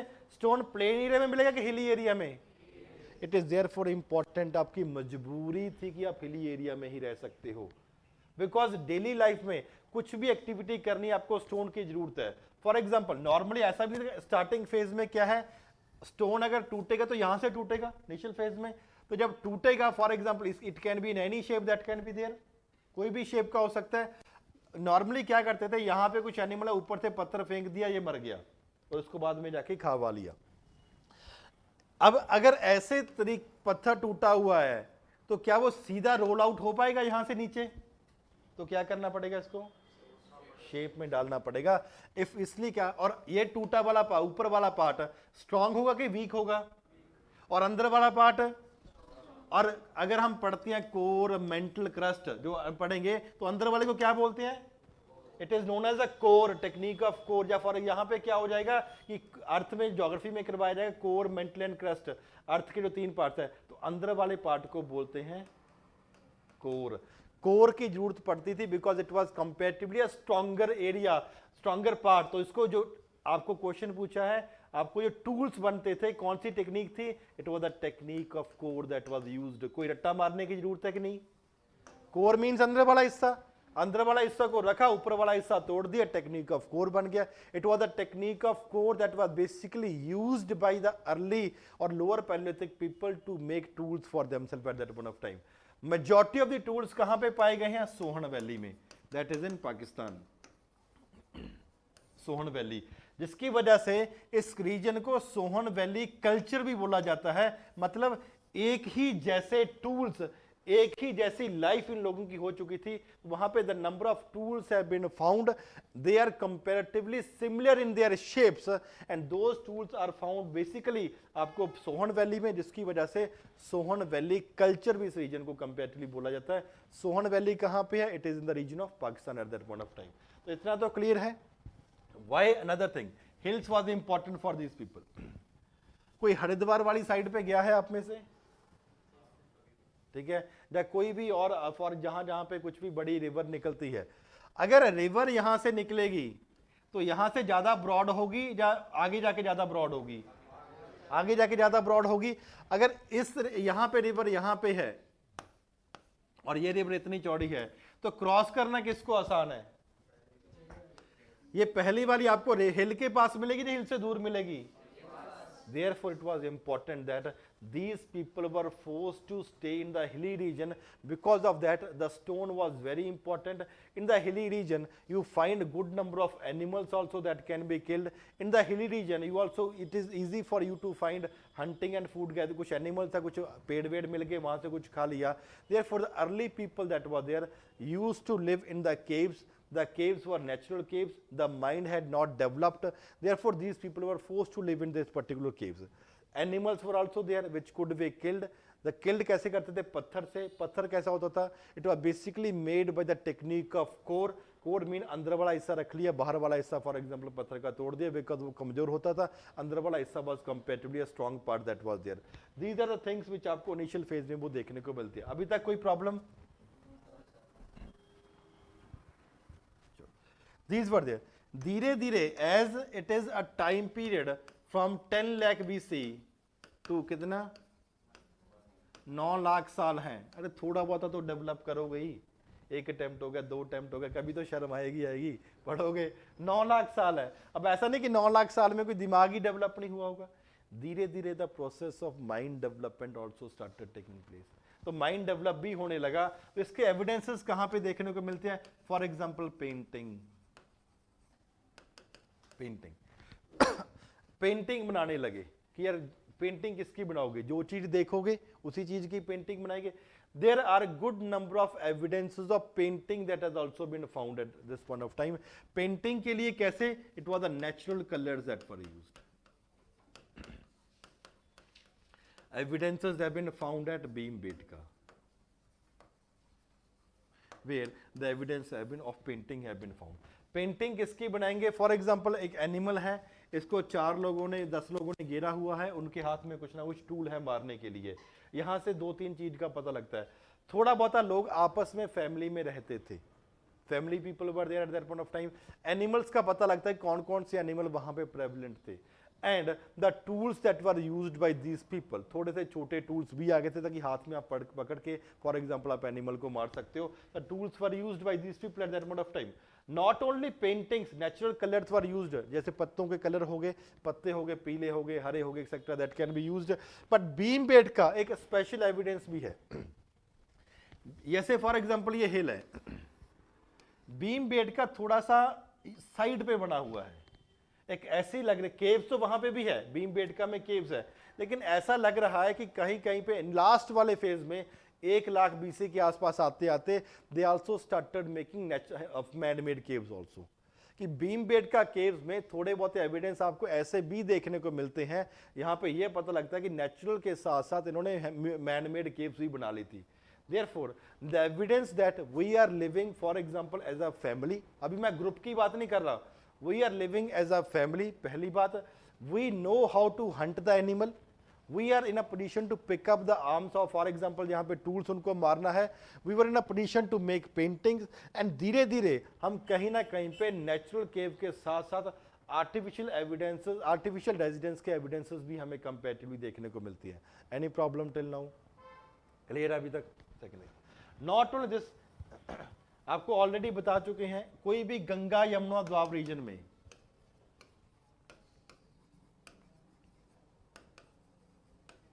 आपको फॉर एग्जांपल इस चीज का एविडेंस आपको देखने को नहीं मिलता। The different sites that are there, यहाँ पे अलग अलग एविडेंसेस, अलग अलग जगह जहां जहां पे पहाड़ हैं वहां वहां पे एवरी एविडेंस इज देयर कि अर्ली पैलियोलिथिक एज वहां पे पाई जा सकती है, जहां पे क्लाइमेट एक्सट्रीम नहीं है। पॉपुलेशन ज्यादा होगी कि कम होगी? क्यों कम क्यों होगी? और कुछ है? ठंडी की वजह से। अगर देखो if it is extreme cold that is there, तो नए जन्मे बच्चों की डेथ होने के चांसेस कम है कि ज्यादा है?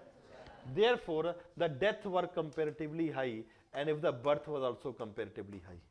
Therefore, the fine balance was maintained with the population, because of which hunting and food gathering से इनका comparatively गुजारा हो रहा था, चल रहा था काम। Evidences of these things of living of human beings have also been found in the southern part of the country. For example, Adinchalur, Atirampakkam,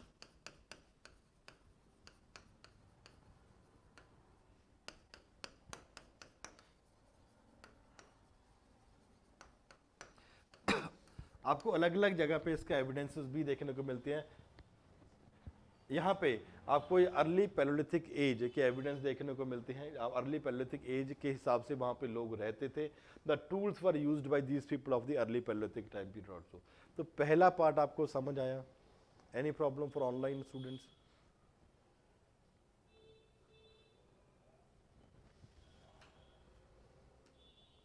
offline वालों को जी आपको समझ आ रहा है पूरा? अरे हाँ ना तो बोलो।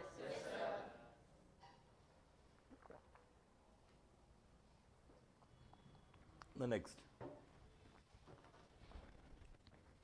is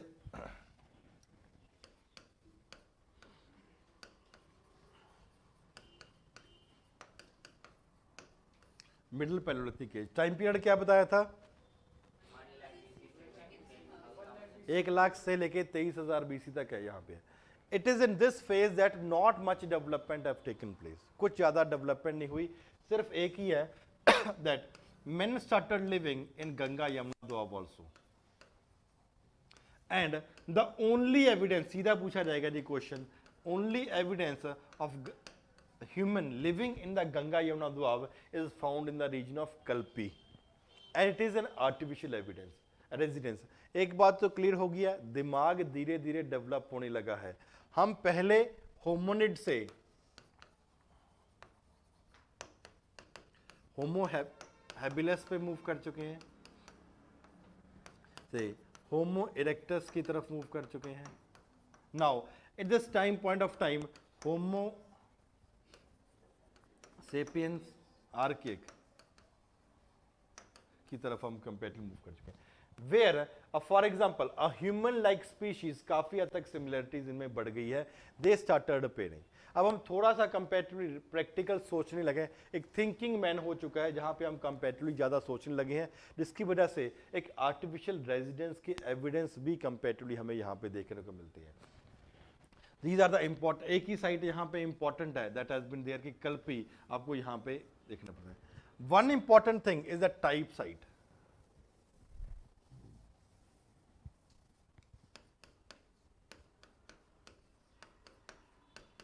टाइप साइट का मतलब क्या होता है? नॉर्मल शब्द टाइप साइट,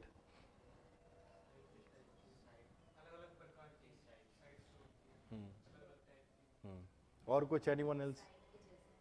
हाँ, और कुछ? टाइप साइट क्या होगा? नॉर्मली शब्द का मतलब क्या है?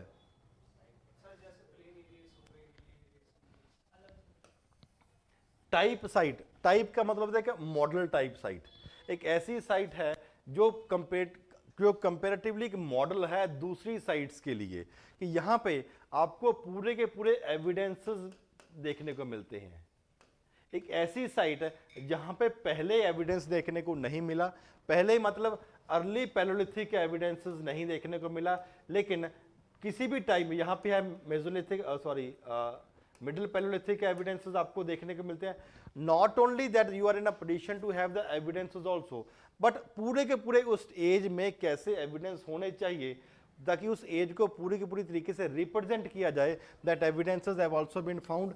ऐसी साइट जहां पे पहले कोई एविडेंस ना मिला हो, उसी टाइम पीरियड में स्टार्ट हुआ हो, मतलब 10 लाख से लेके 1 लाख तक उसमें कोई एविडेंस नहीं है, 1 लाख BC से लेके 23,000 BC तक उसमें हर एविडेंस जो मिडिल पैलोलिथिक में देखने को चाहिए उसका हर एविडेंस देखने को मिलता है। ऐसी साइट को बोलते हैं type site. And Nevasa in Maharashtra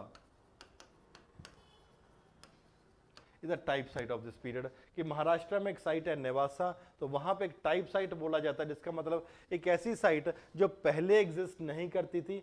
Maharashtra में और साइट थी लेकिन नेवासा स्पेशली जब बात करते हैं एग्जिस्ट नहीं करती थी, बाद में मिडिल पैलोलिथिक के टाइम पीरियड में शुरू हुआ, और मिडिल पैलोलिथिक के टाइम पीरियड के ऊपर ही पूरे के पूरे एविडेंस तो इस एज के वहां पे देखने को मिलते हैं। 2-3 डेवलपमेंट हुई, पहला है कल्पी, जहां पे गंगा यमुना दोआब में पहली राइट है। दूसरा इंपॉर्टेंट वर्ड है Nevasa, is a type site that has been word. तीसरा इज होमो सेपियन आर्किक, वहां पे ह्यूमन एवोल्यूशन कंपैरेटिवली हुआ, और इस फेज में कुछ भी डेवलपमेंट नहीं हुई है। इतना क्लियर है? Online also?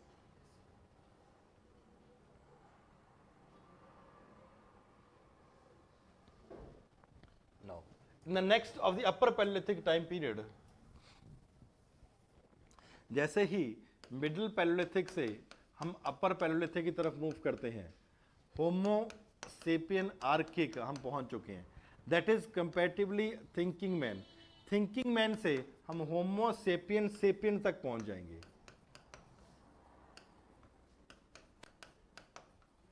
It basically means a rational man.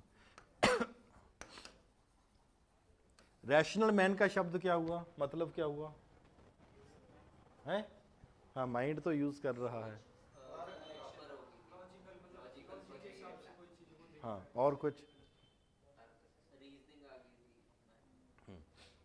अब कई बार ऐसा होता है कि आपको लगता है यार ये नहीं करना चाहिए, डिस्पाइट द फैक्ट ये काम सही है, ऐसा भी होता है। कई बार आप ऐसे भी करते हो कि कर लेते हैं चाहे गलती क्यों ना हो। क्यों? आप आगे पीछे वाला जोड़ तोड़ लगाते हो, यार ये सही होगा, आगे मेरे को ये फायदा देगा, ये नुकसान देगा, एक्सेट्रा। एक होता है CBM, क्या होता है? Confidence building measures. यहां पे यूपीएससी में थोड़ा सा चेंज हो जाता है, इसको बोलते हैं कैडर बेस्ड मैरिजेस। अरे होती है, इसमें क्या है, ठीक है। मतलब there is a guy who is there from Punjab, इसकी पोस्टिंग किस्मत खराब होगी केरला। एक और लड़की है, उसकी पोस्टिंग भी फॉर एग्जांपल केरला होगी, she is also from Haryana. Now they have an option, दोनों के दोनों केरला भी आ सकते हैं, दोनों के दोनों पंजाब हरियाणा भी आ सकते हैं, या एक थर्ड नई स्टेट में भी जा सकते हैं। इस तो कैडर के हिसाब से भी शादियां होती हैं। तो यूपीएससी में ऐसी बड़ी कॉमन सी बात है, लेकिन वहां पे जाके कि पंगा मत करना अगर जाओगे, और वहां पे जाके लड़ना मत। नाम नहीं बताऊंगा मैं, है नहीं नहीं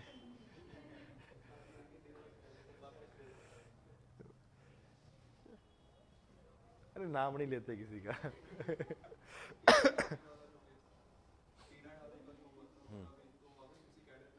वो तो होगा ना, उसके बाद ऑब्वियसली फिर तो प्रॉब्लम आएगी। चलो, देयर वाज अ पर्सन, नाम तो नहीं बताऊंगा, उस क्या हुआ कि 2 पंजाब के लड़के थे, वो आईएएस में उनका सिलेक्शन हो गया और रैंक भी सिंगल डिजिट ही था, ठीक है। 2 बॉयज हैं पंजाब के, एक गर्ल है पंजाब की ही, और उस बैच में एक और लड़का था जो था बिहार से, वो भी आईएएस ही बन गया। अब पता नहीं जो भी बात हुई, इन दोनों की आपस में बातचीत हो गई, ठीक है।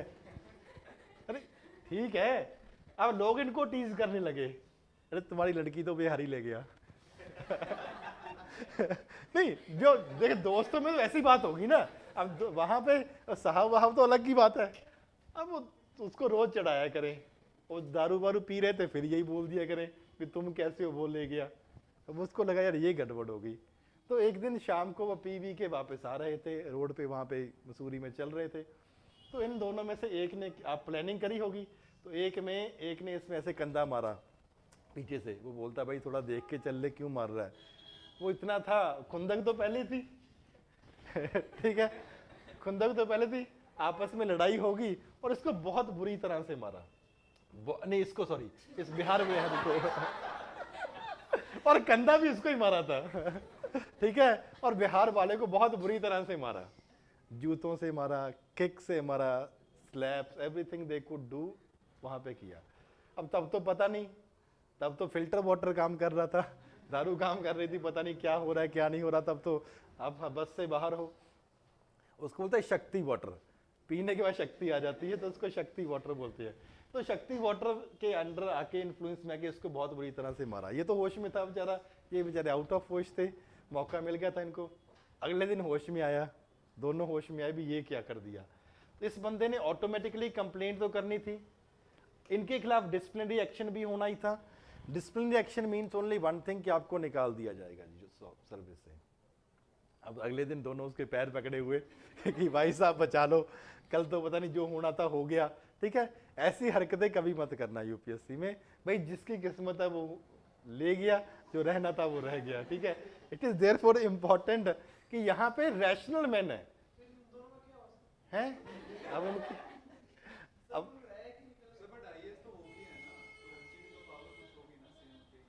ट्रेनिंग में पंगा किया ना, ट्रेनिंग में पंगा किया, मार पीटोगे तो फिर कौन। ये भी तो आईएएस है, ये भी तो आईएएस है, ये भी आईएएस ही थी। ठीक है, तो वहां पे क्या कि we are very rational man, कि भाई ठीक है दिल पे रख लो पत्थर, जो होना था हो गया, हम कहीं और देखते हैं। ठीक है, या घर वाले देख लेंगे एक्सेट्रा, तो थिंग्स कैन बी देयर। तो वहां पे रैशनल मैन है कि जो आपके हाथ में है उसको कंपैरेटिवली जोड़ तोड़ से आप सही करने की कोशिश करो।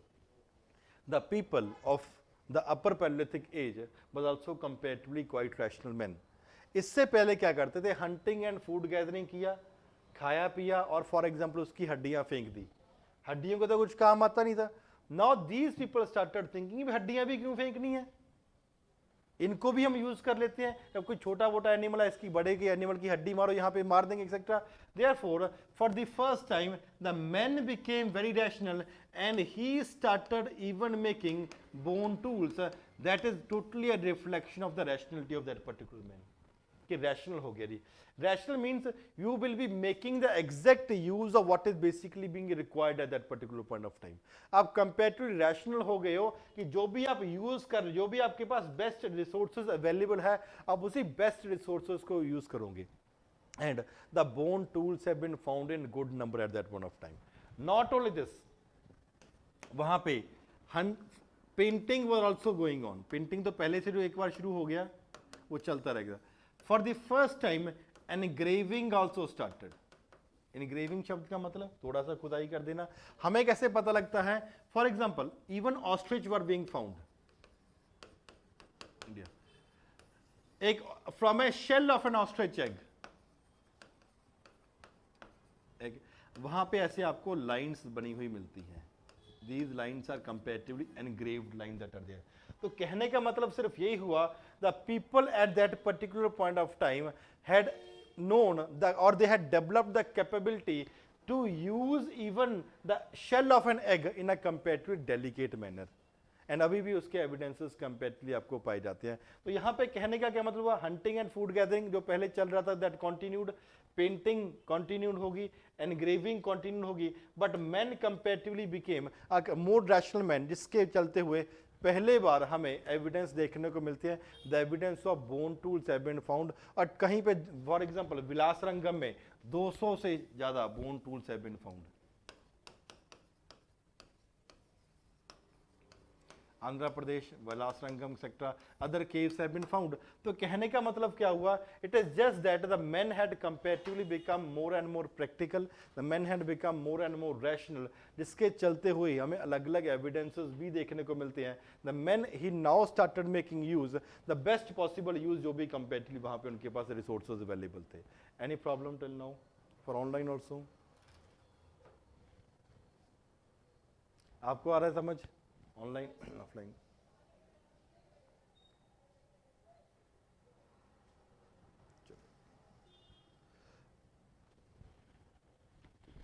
नेक्स्ट, इससे चलते हुए द नेक्स्ट कौन सी एज आती है?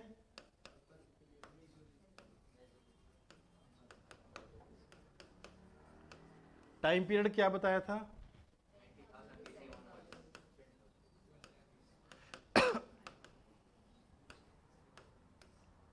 10,000 से लेके 7,000 BC।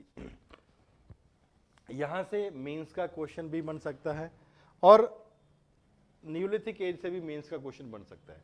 काफी कंसेप्चुअल क्लैरिटी की जरूरत है, इसको थोड़ा ध्यान से अकॉर्डिंगली वैसे ही सुनना। प्लेस्टोसिन पीरियड जो पहले चल रहा था, क्या मतलब बताया था? ये एज होगी खत्म, एंड इसके बाद जो एज शुरू हुई है that is Holocene age. This age started and जैसे करेक्टरिस्टिक्स प्लेस्टोसीन पीरियड का है that it was the last phase of the great ice age, उसी तरीके से होलोसीन का करेक्टरिस्टिक्स क्या है? That hot and dry winds they started blowing. तो क्या होगा? बर्फ थी और यहां पे गर्म हवाएं, सूखी हवाएं चलने लगी, क्या होगा? मेल्ट हो जाएगा। मेल्ट होना अच्छा के बुरा है? अगर फ्लड आ गए तो संभाल तो अब तक नहीं पा रहे हम। नहीं, अगर आज भी फ्लड्स आ जाए उत्तराखंड में जो हुआ, पीपल वर मेरी पता नहीं किस्मत अच्छी थी।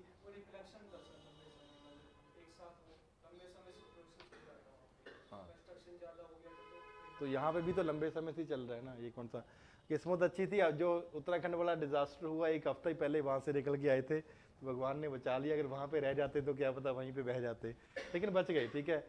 तो as a friend of mine वहीं पे फंस गया, गाड़ी वाड़ी लेके गया था, वहीं पे कंपैरेटिवली फंस गया, जिंदा तो बच के आ गया, लेकिन he was unable to sleep for 1 month। नींद नहीं आ रही थी, एंड रात को वो चिल्ला के उठता था, क्यों? उसने बहुत सारे ऐसे लोग देखे, फॉर उसने एग्जाम्पल वो बहुत बार बताता है जब भी मिलता है, उसको माइंड में वो चल रहा होता है।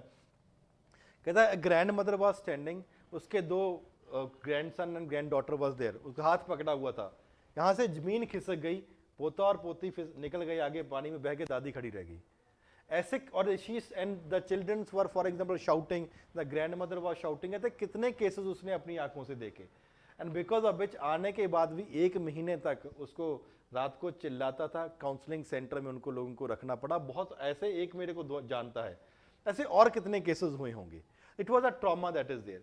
तो अगर मेल्ट हो रहा है, अगर गर्म हवाएं चलने लगी हैं, it is a dry wind that is there, there would be melting of the ice that would be taking place. Melting of ice would be leading to floods. इसमें कोई hard and fast rule नहीं है. That can be positive, that can be negative. ऐसा नहीं होता कि सिर्फ negative है, ऐसा नहीं होता कि सिर्फ पॉजिटिव है। फॉर एग्जाम्पल जब 2002 में भुज में अर्थक्वेक आया, तो उसके बाद मोदी साहब ने भुज को भी तो बहुत जबरदस्त बना दिया ना। क्यों? Because that needs a visionary leader, और वो हैं। चलो, when hot winds they started blowing, अब इसको समझो। यहां पे जो लोग रह रहे थे, और कुछ लोग यहां पे भी रह रहे हैं sector, they are already living. और यहां पे एक बात तो श्योर है, आप वहीं पे रहोगे जहां पे पानी की अवेलेबिलिटी है। अगर पानी नहीं है तो ठीक है। अब जो लोग यहां पे रह रहे हैं, for example let us talk only about this northern part of the country first.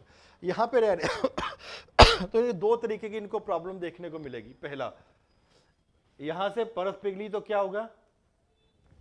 Floods problem होगी, वहां से उनको अपना एरिया छोड़ के जाना पड़ेगा। अगर वहां पे फ्लड्स नहीं आए, there can be another problem, there can be a water reservoir. For example छोटा सा वाटर रेजर्वायर है, और अगर गर्म हवा चल रही है तो सूखेगा कि नहीं सूखेगा? That dried up at that point. तो कहीं पे फ्लड्स इस तरीके से आगे, कहीं पे दैट पर्टिकुलर ड्राइड अप, तो problem started coming up at this point of time. And जहां जहां पे ड्राई हो गया, ठीक है, people they started moving to those areas where the availability of water was there. अब वहीं पे मूव करेंगे जहां पे वाटर की अवेलेबिलिटी है। तो क्या आज भी वाटर की अवेलेबिलिटी हर जगह पे वैसी ही है? नहीं है। At some places we are having water reservoirs, at other places we are not having water reservoirs. So therefore people were forced to move to those areas where there is an availability of the water that was there. तो वहां पे competitive वो लोग मिल गए। अब पहले भी तो यहाँ पे कुछ लोग रह रहे होंगे, यहां पे लोग रह रहे हैं, इधर से लोग चल के आए, इनको क्या बोलेंगे? क्या वो हम स्वागत करते हैं तुम्हारा? नहीं, लड़ाई होगी। जब आप मूव करोगे तो आपको लड़ाई होगी। Therefore for the first time the evidence of fighting has been found. और यहां पे आज भी गंगा यमुना दोआब रीजन में पानी एरिया कंपैरेटिवली फर्टाइल है, और लड़ाई वाला ये भी रीजन अच्छा है। Therefore the first time the evidence of fight has also been found. कहां पे? गंगा यमुना दोआब रीजन। कहां पे? कोल्डी हवा वाले रीजन में आपको देखने को मिलता है। आपको एविडेंसेस और भी जगह पे देखने को मिलती है। एविडेंस दिख रहा है, evidence of fighting. Why? Because people were forced to move. अब यहाँ पे 50 लोग पहले रह रहे थे, 50 लोग इधर से चल के आ गए, तो क्या होगा? 100 लोग हो गए। तो क्या ग्रुप बनेगा कि नहीं ग्रुप बनेगा? ग्रुप बनेगा। जब तक ये क्लाइमेट चेंज नहीं होगा, जब तक आपको एक जगह से छोड़ के दूसरी जगह पे नहीं मूव करोगे, जब तक लड़ाई नहीं होगी आपस में, तब तक वो ग्रुप्स इकट्ठे बन के रहेंगे ही नहीं। देयरफॉर अगर आपको कोई पूछे कि ये ग्रुपिंग कब से बननी शुरू, पहले तो फैमिली फैमिली रह रही थी, ये ग्रुपिंग कब से बननी शुरू होगी? It started in the Mesolithic time period, because of the change in the temperature, change in the environment, change in the climatic condition. People were force to move from one part to another part. यहाँ पे आपस में लड़े बड़े होंगे, फिर एक जीता होगा, दूसरा को चल ठीक है भाई तू भी रह ले, कोई बात नहीं, इकट्ठे ही रहते हैं। तो therefore evidences have been found. लेकिन ग्रुप्स पहले बार आपको देखने को मिलते हैं। ये पता लगा ग्रुप्स कैसे बनेंगे? एनी प्रॉब्लम जैसे बना? यहाँ पे जो लोग रह रहे हैं, तो यहाँ पे फ्लडिंग होगा कि नहीं होगा? ऑब्वियसली फ्लड होगा। जब फ्लड होगा तो ये तो ये भी तो वहीं पे मूव करेंगे जहां पे वाटर की अवेलेबिलिटी है। Again some evidence of fighting has been found. लेकिन पहला एविडेंस आपको नॉर्थ इंडिया में वही देखने को मिलेगा। तो यहाँ पे पहले बार both in the north part of the country and the southern part of the country the groups they started coming up। तो आपसे कोई पूछे कि पहले बार ग्रुप्स पैलियोलिथिक में, मेसोलिथिक में या नियोलिथिक में शुरू हुए, इट इज कौन से में? Mesolithic time period, when this grouping that started taking place। पहला पॉइंट क्लियर हुआ सबको? चलो सेकंड पॉइंट, देखो इसमें कुछ भी रट्टा नहीं है, पूरे का पूरा कंसेप्चुअल क्लैरिटी है। आप इधर से मूव कर गए हो, पहाड़ों से मूव कर गए हो ये वाले रीजन में, आपको वहां पे बड़ा पत्थर मिलेगा कि छोटा पत्थर मिलेगा? क्यों छोटा, क्यों? जैसे जैसे आगे आता रहेगा पत्थर ऑटोमेटिकली छोटा होता रहेगा, और छोटा होता रहेगा और शेप भी लेता जाएगा अपनी, ठीक है। Therefore the stone is no they became comparatively small, और स्मॉल को क्या बोलते हैं? माइक्रो। देयरफॉर माइक्रो, इन टाइप के पत्थरों को माइक्रोलिथ बोलेंगे। इवन 5 सेंटीमीटर स्मॉल तक ये हमें मिलने लगे थे पत्थर, छोटे छोटे पत्थर मिलने लगे थे।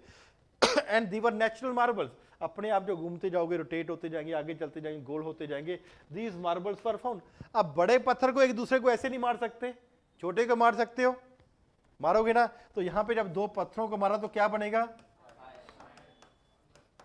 जब तक पत्थर छोटा नहीं होगा आग लगेगी नहीं। वेरी सिंपल, रट्टा की जरूरत ही नहीं है। जब तक माइक्रो नहीं होगा, माइक्रो कब होगा? मेसोलिथिक टाइम पीरियड में। जब तक माइक्रो नहीं होगा, पत्थर एक दूसरे से जैसे टक्कर नहीं करेगा तो फायर नहीं निकलेगी। जब फायर निकलेगी, अभी भी कच्चा मीट खाओगे कि पक्का मीट खाओगे? It will be for example cooked meat that would be there. Cooked meat खाओगे जब, तो डेथ ज्यादा होगी कि कम होगी? जब डेथ कम हो जाएगी तो पॉपुलेशन बढ़ेगी कि ज्यादा होगी? Therefore, the problem started coming up. जो पहले फाइन बैलेंस था between hunting and food gathering and the number of natural death that were taking place, that got disturbed at that point of time because of two reasons. पहला, the environment comparatively became better. क्यों? Because पहले तो Pleistocene period में it was a great ice age, बहुत extreme climate था। अभी थोड़ा गर्म हवाएं चलने लगी हैं तो डेथ कम हो गई है। जब डेथ कम होगी तो पॉपुलेशन बढ़ गई।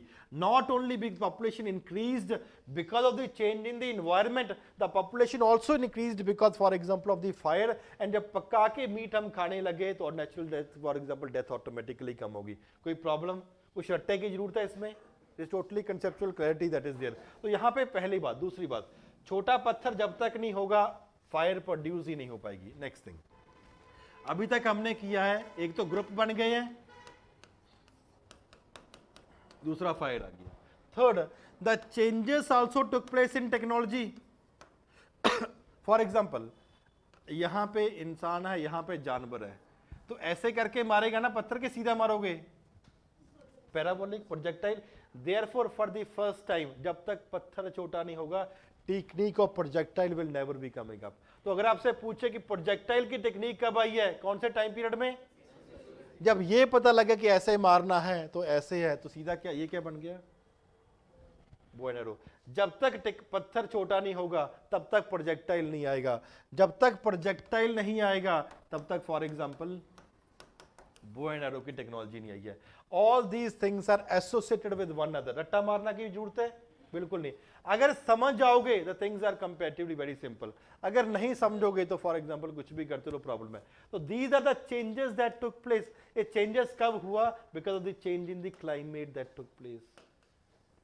जैसे जैसे क्लाइमेट चेंज होता गया, ह्यूमन बीइंग अपने आप को अडेप्ट करते गए, और जब हम अपने आप को अडेप्ट करते जाएंगे, हम कुछ ना कुछ नई टेक्नोलॉजी भी लेकर आएंगे। The technological changes also started taking place at this point of time, जिसकी वजह से इसको मेसोलिथिक टाइम पीरियड भी बोला जाता है। मेसोलिथिक टाइम पीरियड में द पेंटिंग एंड एंग्रेविंग जो चल रही थी, दैट कंटिन्यूड। जो पहले पेंटिंग एक बार शुरू हो गया वो चलता ही रहेगा। But paintings were found, Lakhudiyar caves है, for example Bhimbetka, multiple caves are there. Bhimbetka caves में, that is in Madhya Pradesh, n number of evidences of the caves, or for example the painting has been found. Bhimbetka cave में आपको mesolithic time period की painting मिलेगी, आपको थोड़ी बहुत ही पेंटिंग नीलिथिक टाइम पीरियड की भी मिलेगी, आपको पैलियोलिथिक टाइम पीरियड की पेंटिंग मिलेगी। लेकिन अगर आपको कोई पूछे कि सबसे ज्यादा पेंटिंग कौन से टाइम पीरियड की है out of the stone age, it is the Mesolithic time period that has been there. Straight forward question can be there. Painting तीनों एज की मिली है? हाँ जी मिली है। पैलियोलिथिक की है, मेसोलिथिक की है, नियोलिथिक की भी है, लेकिन सबसे ज्यादा कौन से टाइम पीरियड की है? It is basically the Mesolithic time period, जिसके बाद यहाँ पे पेंटिंग देखने को मिली है। Any problem till now for online? हाँ नहीं, आप पत्थर छोटा हो चुका है, आपके पास पत्थर को ऐसा तिकोना बना लोगे तो ये पता लग जाएगा कि आपको ऐसे मारना है। वो आएगा ना, जैसे पता लग गया उसके बाद आपके पास ऐसे भी तो उसको बोलोगे ना, बना सकते हो ना, थोड़ा बहुत दिमाग तो ऑटोमेटिकली डेवलप हो ही रहा है। All these things will be coming up for every other students also for online. समझ आ रहा है आपको? बाद में मत बोलना कि पता नहीं लगा क्या हो गया। अदर्स ऑल्सो कितने लोगों को नींद आ रही है? अरे हाथ खड़ा कर सकते हो बेशर्म होके, अरे कर सकते हो। एक ठीक है। भाई पानी वानी पी के आ बाहर से। चलो जी, next is the Neolithic age. लेकिन नींद में समझ आ रहा है कि नहीं आ रहा? वो भी जरूरी है ना। Neolithic age, the environment further got better, environment थोड़ा सा बेटर और हो गया। पॉपुलेशन बढ़ेगी कि कम होगी? Population further increased, environment got better, population further increased. अभी तक हमारे पास hunting plus food gathering plus for example, अच्छा एक पॉइंट और रह गया, in this earlier time period जो मेसोलिथिक टाइम पीरियड में था, the domestication of animal started.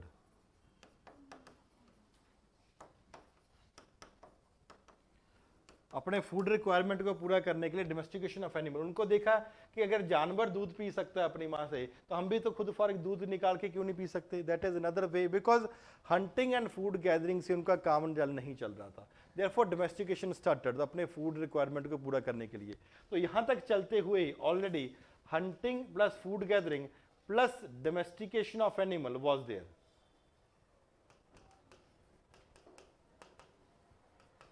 That was existing at that point of time.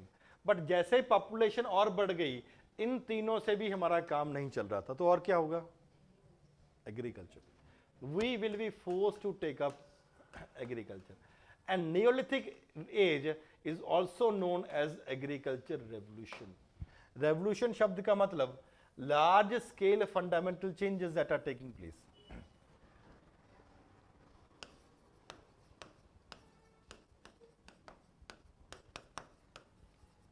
fundamental changes. Revolution can be agriculture revolution, revolution can be French revolution, American revolution, technological revolution, large scale fundamental change. लेकिन जहाँ पे ये राजनीतिक हो जाएगा, वहाँ पे it will always B accompanied with violence, वहाँ पे खून खराबा होगा ही होगा, जैसे अमेरिकन में हुआ, रिवोल्ट ऑफ 1857 में हुआ, या किसी भी होगा। तो वहाँ पे फंडामेंटल चेंजेस, इसको बोलते हैं एग्रीकल्चर रेवोल्यूशन, बिकॉज एग्रीकल्चर के आने से इसका स्पिल ओवर इफेक्ट काफी ज्यादा हो जाएगा। कल राहुल गांधी पता नहीं आज पता नहीं कल सुन रहे थे, स्पीच दे रहा था, तो वो है भी बेचारा पप्पू टाइप है, ठीक है। अरे हाँ, अगर बोलो कि पप्पू तो आ जाएगा राहुल गांधी, ठीक है, और फेंकू आ जाएगा मोदी, दोनों ठीक है, अपना अपना डेजिग्नेशन है उनकी। बोल रहा था, कहता उन्होंने हमारी छाती पे छुरा मारा पीछे से। यार सोच सकते हो, छाती में छुरा मारा पीछे से, ये तो सोच तो ले क्या बोल रहा है। फिर बोलता है मैं प्रधानमंत्री नहीं बनता, तेरे लक्षण ही नहीं है प्रधानमंत्री बनने के, और ऐसा बंदा बनना भी नहीं चाहिए। ठीक है, ठीक है। तो वहां पे वो पता नहीं क्या बोलते हैं क्या नहीं बोलते, और उसके एडवाइजर भी वैसे ही होंगे भी, कम से कम खुद दिमाग नहीं है, एडवाइजर तो अच्छे रख ले भी, इतने पैसे हैं तुम्हारे लोगों के पास, क्या करोगे? बिल्कुल ही दिमाग हिला पड़ा उसका। Agriculture revolution. अब गांधी तो राहुल गांधी तो नहीं है, ठीक है, वो बोलेगा एक साइड पे आलू डालेंगे, फिर क्या निकलेगा उधर? सोना निकलेगा, पता नहीं कैसे निकालता है।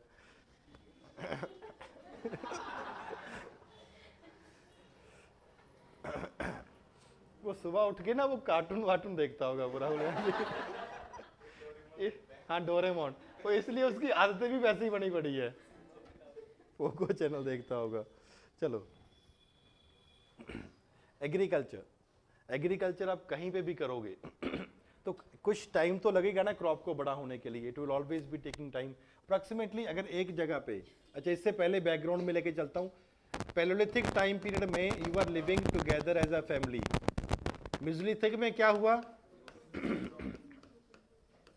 बिकॉज काफी लोग एक जगह पे इकट्ठे रह रहे थे।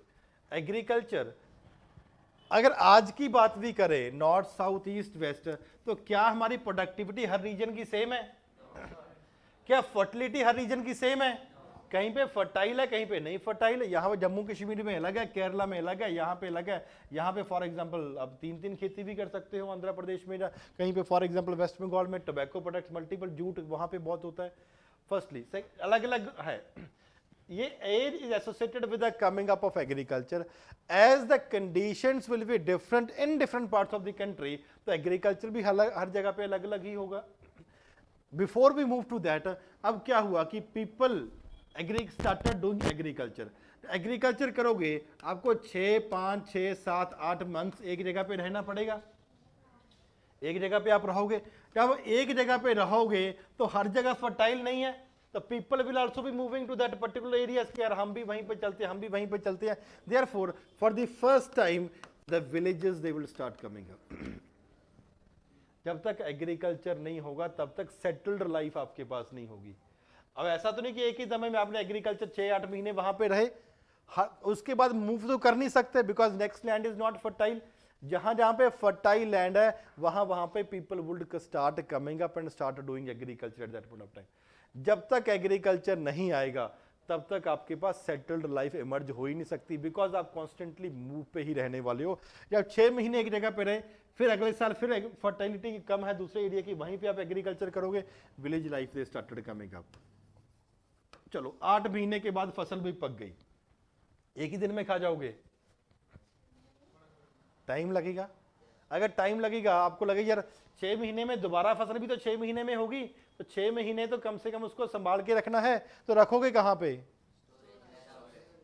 जब तक एग्रीकल्चर नहीं आएगा, जब तक एग्रीकल्चर नहीं आएगा तब तक आपको स्टोरेज की जरूरत ही नहीं है। जैसी एग्रीकल्चर आ गया आपको पॉटरी बनानी ही पड़ेगी, कोई रट्टे की जरूरत ही नहीं है। जब तक एग्रीकल्चर नहीं आएगा आपके पास सेटल्ड लाइफ आएगी ही नहीं आएगी।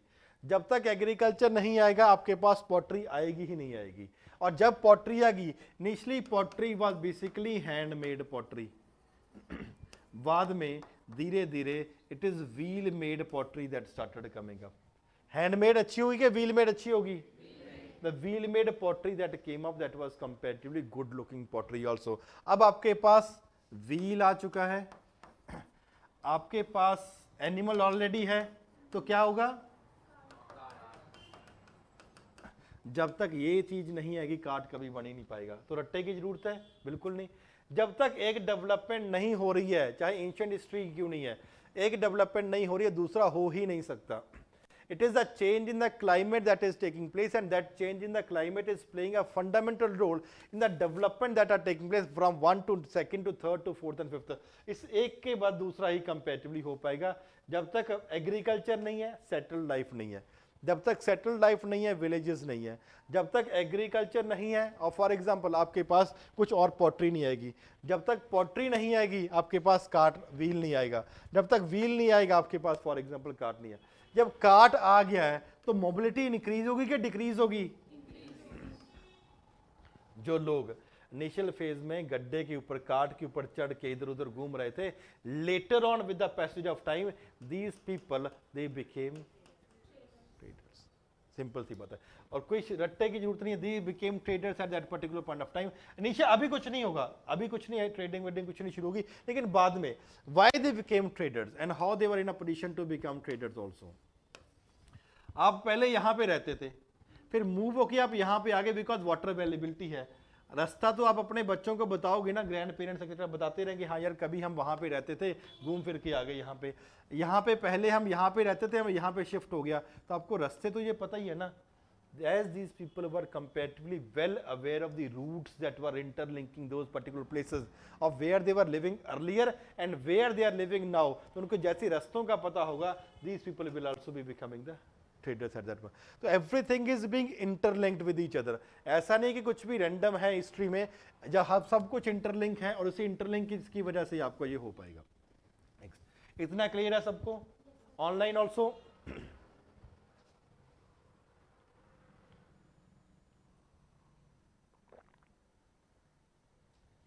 और जो दूसरे स्टूडेंट्स हैं वो भी।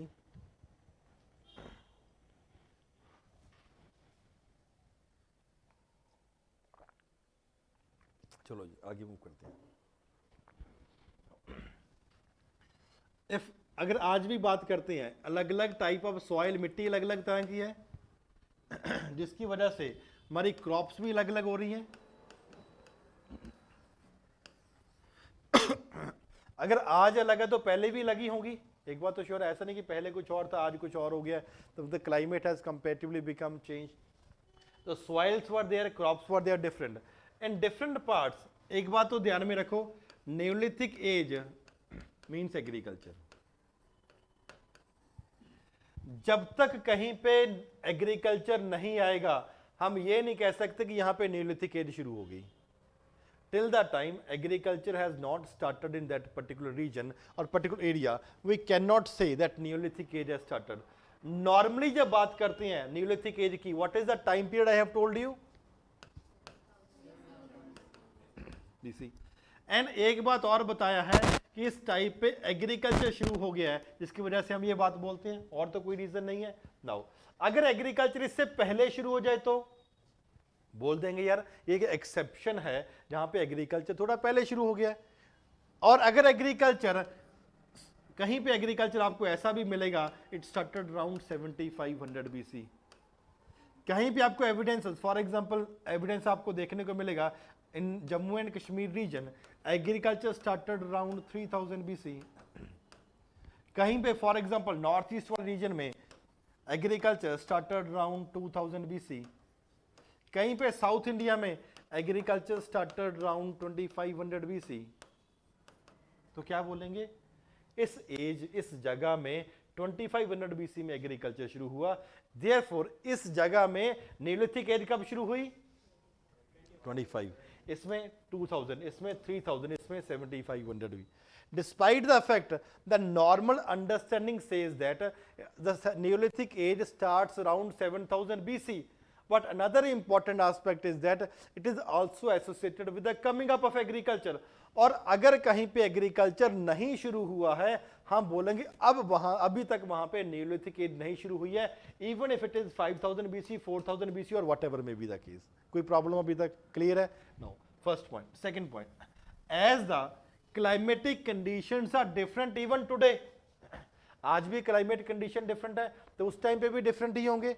जैसे for example north east part of the country और Jammu and Kashmir are comparatively much colder as compare to other part of the country, इसी वजह से वहां पे 2000 BC के आसपास जाके न्यूलिथिक एज शुरू होगी। अब हम बोल रहे हैं जम्मू एंड कश्मीर में 3000 के आसपास हुआ, नॉर्थ ईस्ट में 2000 के आसपास हुआ न्यूलिथिक एज शुरू, और कल वाले क्लास में करेंगे हम 2800 BC के आसपास इंडस वैली सिविलाइजेशन शुरू हो गया। तो कहने का मतलब क्या हुआ, कहीं पे इंडस वैली सिविलाइजेशन चलेगा और कहीं पे अभी भी न्यूलिथिक एज ही चलता रहेगा। आपस में interaction will be comparatively somewhat but it will be minimal only. कोई problem? Second thing, Jammu and Kashmir and northeast part of the country they are known as pure neolithic sites।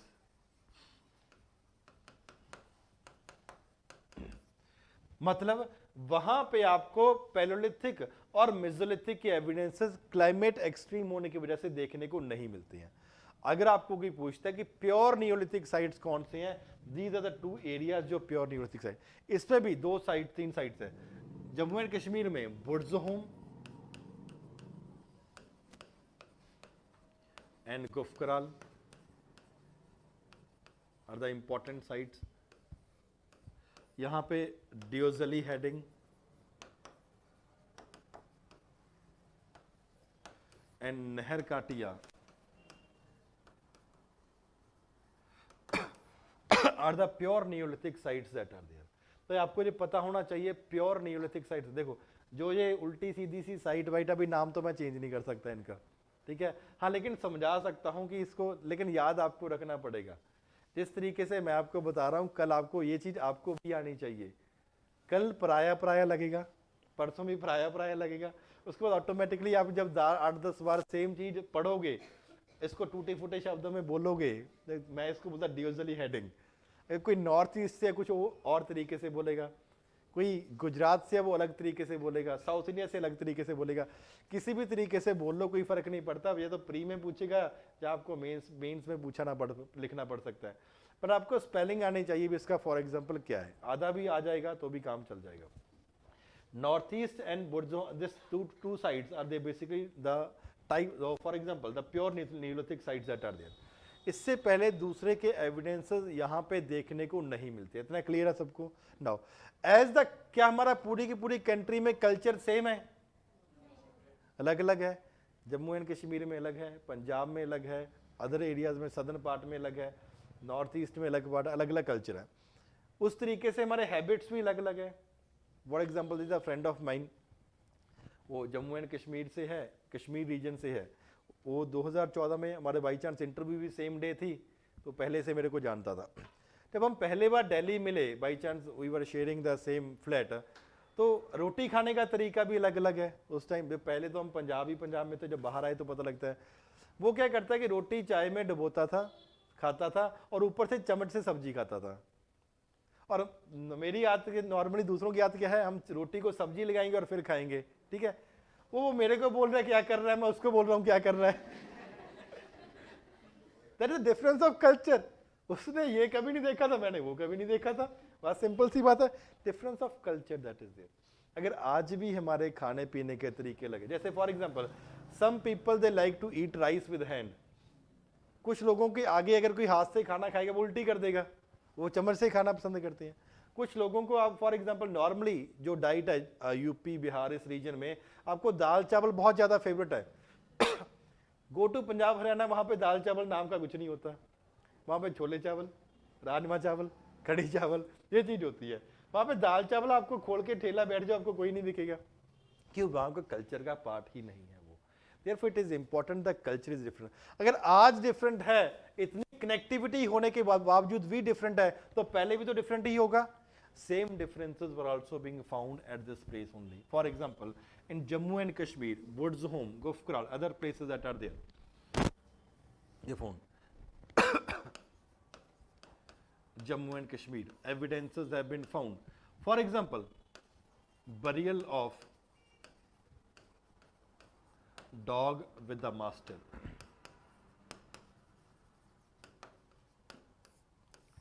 For example किसी की death हो गई है, तो उसका पूरे का पूरा डॉग को उसके साथ बरी कर दिया। डॉग को या और भी आइटम्स जो उसको डेली यूज के आइटम थी वो बरी कर दिया। क्यों बरी करते थे वो? हाँ ठीक है, ट्रेडिशन था उनका, that was a tradition that was there. क्यों?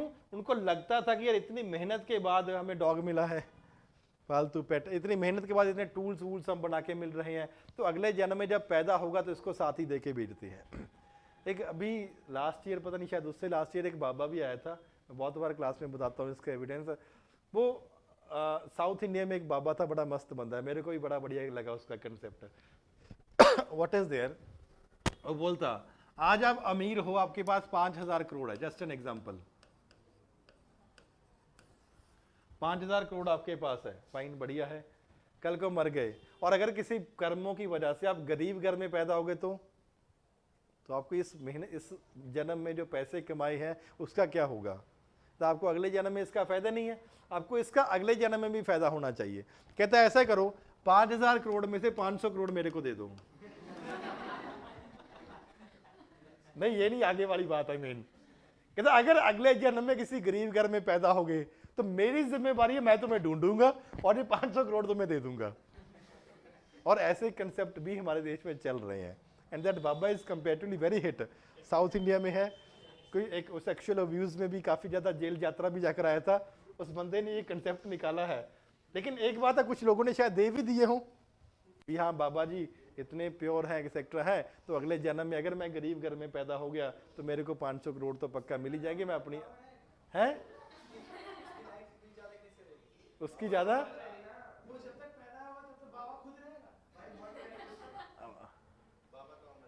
बाबा का क्या बोल रहे थे? और हाँ कि बाबे की, ये एक सिंपल सी बात है, यही तो बोलते हैं भक्ति, ब्लाइंड फेथ, ब्लाइंड कि हम मर सकते हैं, बाबा नहीं कभी मरेगा। ठीक है, तो एक नहीं, एक सिंपल सी बात है ना, ये तो अंधविश्वास यही तो होता है ना, नहीं तो ये लॉजिकल लगता है आपको ये, लेकिन हिट तो, लेकिन फॉर्मूला तो बढ़िया चल रहा है ना, जो चल रहा है वो ठीक है। This is a concept that has been given और काफी बढ़िया तरीके से चल भी रहा है और लोग उसको मानते भी हैं। मैं अभी आता हूँ मैं, ठीक है, तो उस पर भी आएंगे, अभी 2-3 चीज डाइवर्सिटी बता रहा था। तो यहाँ पे अलग अलग तरह के लोग हैं, जैसे 2-3-4 साल पहले, 3 साल पहले वो हरियाणा में एक बाबा आया था, वो पकड़ा गया बेचारी लड़की बड़ी के साथ एक्सेट्रा। अरे मैं नाम नहीं लेता किसी का है, ठीक है, तो काफी ज्यादा हिट थी। अप्सरा, अप्सरा भी साथ में रखते थे, ये अप्सरा का कर... हाँ है, हाँ ये वाली है भाई। एक सिंपल सी बात बताओ, आप उस बंदे को, अरे चलो मजाक की बात करते हैं, आप उस बंदे को गालियां निकालो, जा उसके प्रेम करो। आज भी फॉलोअर्स हैं, ब्लाइंड फॉलोअर्स हैं, हमारे रिलेटिव्स बहुत है जो उसके ब्लाइंड फॉलोअर्स हैं आज भी, ठीक है। आप घर में 4 लोग हो, एक आप हो, 3 आपके घर वाले हैं, क्या सब लोग आपकी बात मानते हैं घर पे? भाई जो अंदर की बात है वो मत बताओ ठीक है, अभी कोई भी नहीं मानता, बोल दो कि एक आधा नहीं मानता, ठीक है, इज्जत बच जाएगी। मतलब सबके मुंह एक इधर है, एक इधर है, एक इधर है, एक इधर है। यार इसके 3 करोड़ फॉलोअर्स थे बंदे के, 3 crore followers of this people, और डेली 1-1, 2-2 रुपए, 10-10 रुपए दान कर रहे हैं। इनकम देखो कितनी जबरदस्त है। नहीं 3 करोड़ फॉलोअर है, 1-1 रुपया भी इसने अपनी सब्जियां लगाई हुई थी फार्म से, गली सड़ी सब्जियां भी थी, बाबा के प्रसाद में ले लिया। आलू है 200 रुपए किलो, बाबा जी दे रहे हैं, ये है 500 रुपए किलो, लोग ले रहे हैं, people are taking it. And आप 3 लोगों को अपने पीछे नहीं लगा सकते, 3 करोड़ को लगा रहा है, कुछ तो होगा। हाँ उसके बाद चलो ठीक है, उल्टी हरकतें करने लग गया, इसकी वजह से फंस गया एक्सेट्रा। ऐसे लोगों में किसी लोगों से अच्छी बात ले लो, बुरी बात उससे कंपैरेटिवली मत लो, ठीक है, लेकिन कुछ तो होगा जो उसको अंधभक्त इतने हैं। आप किसी को अपने पीछे लगाना, इट्स नॉट दैट सिंपल। हमारा एक फैमिली फ्रेंड है, अब उसने अपनी पर्सनल बात मेरे को बताई, जब बाबा अभी जेल में नहीं गया उससे पहले की बात है। मैंने बोला इतना क्यों मानते हो, उसमें क्या खूबी है? कहता मैं बताता हूँ तुम्हें क्या खूबी है। मैंने बोला हाँ चल बता। कहता मैं वहाँ पे कुछ फंक्शन ऑर्गेनाइज कर रहा था, तो वहाँ पे ट्रैफिक में मैनेजमेंट का जो मेरा काम था, अभी ट्रैफिक को मैनेज करना है, ठीक है। कहता वहाँ पे एक बहुत ही खूबसूरत कोई नई बाइक लेकर आया। मैंने अपने मन में सोचा कि अगर ऐसी बाइक हो तो मजा आ जाएगा जिंदगी। नॉर्मली जैसे उस एज में बोला ऐसी बाइक हो तो मजा आ जाएगा। कहता आधे घंटे के बाद, और अपने मन में सोचा था, कहीं बात नहीं करी, आधे घंटे के बाद कहता बाबा जी का फोन आया और मेरे को बाइक की चाबी पकड़ा दी, ये ले, कुछ तो होगा। There may be some power. ऐसे देखो, you can believe, you can not believe, totally depends on you, ठीक है। जैसे कल की बात है, मैं सिद्धांत सर से बात कर रहा था, वो कहता कि कोई एक फैमिली फ्रेंड है आगे, उनमें कोई भगवान आता है तो, और वो फॉर एग्जांपल ऐसे ऐसे करके वो कुछ बता देती हैं, कहते मैं नहीं मानता। मैंने बोला तुम नहीं मानते because you have not seen it. अब मैंने ऐसे बहुत लोग हैं, हमारे पंजाब में बोलते हैं पुच्छा देने वाले, मीन्स बता देते हैं आपके बारे में भी क्या है। आप you go to that particular place, क्योंकि हमारा एक दोस्त है, हमारी जगह पे चले जाते हैं, you go to that particular place, किसी को कुछ मत बोलो। जैसे फॉर एग्जाम्पल मैं बाबा हूँ, ठीक है, आप 10-10 रुपए का माथा, भाई मैं तो सबसे बढ़िया प्रोफेशन ही बाबागिरी मानता हूँ, ठीक है, और सबसे बढ़िया भी है। आपने यहाँ पे मेरी मूर्ति लगी हुई है, आपने आके मेरे को माथा टेका 10 रुपए का और भीड़ में आके बैठ गए, किसी को कुछ नहीं बताया भी कौन है क्या काम है। मैंने बोला 15-20 मिनट 1 घंटे बाद मैं आऊंगा, जब अपना धंधा शुरू करूंगा तो मैं बोलूंगा सौरभ नाम का एक बंदा आया हुआ है, ये खड़ा हो जाएगा। इसने कुछ नहीं बोला, this I have seen this with my eyes, reality देखा हुआ है, ये खड़ा हो जाएगा सौरभ। 2 और खड़े हो गए, भी मेरा नाम भी सौरभ है, भाई चलो तुक्के से चल गया, काम भावेगा, ठीक है। फिर मैं बताऊंगा वो सौरभ जो यहाँ पे यूपीएससी की तैयारी करने आए, वो आके मिले मेरे से, फिर भी 2 बंदे आ गए, फिर बोलेगा जो वो सौरभ जिसके फादर का नाम ये है, ये आ जाए। अब इतना तुक्का नहीं मार सकते, अब एक तुक्का है भी, चलो छोड़ दिया नाम, सौरभ कॉमन सा नाम है, छोड़ दिया। फिर काम भी बताएगा क्या काम के लिए आए हो, फिर भी बाई चांस 2 बंदों का हो गया, बताएगा तेरे फादर का नाम ये है, अब इतना कॉमन भी नहीं होगा, ठीक है। कि कहने का this is the level people they have, कुछ है। लेकिन ऐसे बंदे बहुत लोग हैं जिनके पास रियलिटी आज भी स्पिरिचुअल पावर्स हैं। जैसे भी उसको वर्ल्डली पावर्स, अदर वर्ल्ड जो कुछ भी है, या उनके नाम के ऊपर जो धंधा चला रहे हैं वैसे भी लोग हैं। There every category of the people that you will be finding. तो उनमें से जो बाबा है जो नेक्स्ट बर्थ के लिए आपको पैसे दे रहा है, तो ये भी इसका बढ़िया काम चल रहा है। क्या ऐसा होता है? सिद्धांत सर बोलते हैं ऐसा नहीं होता। मैंने बोला यार मैंने अपनी आंखों से देखा है। कहते सर मेरे को दिखाना। मैंने बोला चलना कभी पंजाब, राजस्थान में ये बहुत है। एक मूवी देखी है वो आई थी स्कैम 1992 करके, हर्षद मेहता वाला। उसमें जो बाबा कौन होता है? चंद्र स्वामी है। अरे क्या मस्त बंदा था यार ये। अरे वो तांत्रिक बंदा था, ही वॉज अ तांत्रिक पर्सन, ठीक है। चंद्र स्वामी है, आज भी उसके बारे में पढ़ो, जबरदस्त तांत्रिक था वो। उसने प्रधानमंत्री तक अपनी जेब में रखे हुए थे। जिसके जरूरत है भाई ये काम करवा ले, नहीं करूंगा देख ले, फिर नहीं करेगा तो this was Chandra Swami used to do at this point. और कब की बात है? 1990s की तो बात है। अभी तो उसके बाद जेल यात्रा में जाना पड़ा इसको, क्यों? सरकार चेंज होगी, उठा के जेल में डाल दी एक्सेट्रा। ऐसी पावर्स अगर कुछ है, कुछ लोगों के पास है, कुछ लोगों के पास स्पिरिचुअल पावर्स है, ऐसी आपका भला कर देते हैं। जैसे कुछ लोगों I have seen with my eyes also. किसी को कैंसर था, देयर वाज अनदर, एक बाबा था, काफी प्योर सोल है, बिल्कुल सिंपल तरीके से रहता था। तो फीमेल केम टू हिम, कहते मेरे छोटे छोटे बच्चे हैं, ये कैंसर से मर जाएगा। उसने हाथ फेरा ऐसे एंड ही वाज फाइन। हाँ वही मैं तभी बिल्कुल सिंपल टाइप, बिल्कुल सिंपल था। हाँ तो उसने हाथ फेरा एंड ही वाज फाइन। अब कितने लोग आपको मिलेंगे किसी ने हाथ फेर दिया और he became fine, she became fine. लेकिन ऐसे प्योर लोगों के नाम के ऊपर जो धंधा चला रहे हैं, वो चलाने वाले कंपेरेटिवली ज्यादा लोग हैं जिनका ये चल रहा है। जिसका राधे माँ हो गई, ठीक है, आई एम प्योर एंड पायस, ठीक है। और भी देखो राधे माँ के पास भी कुछ तो होगा ना, थोड़ा बहुत स्पिरिचुअल पावर या दूसरा जादू टोना उसके पास भी होगा, तभी तो बड़े बड़े लोग उसके पास आते हैं। चलो जी वापस आते हैं हम भी हैं। क्या हुआ? चलो, this people were there, they used to bury their dead also. जिसका मतलब क्या है कि डेड के साथ गोट या कुछ और भी बरी कर दिया। यहाँ पे डॉग बरी कर दिए, कहाँ पे? For example Jammu and Kashmir region में,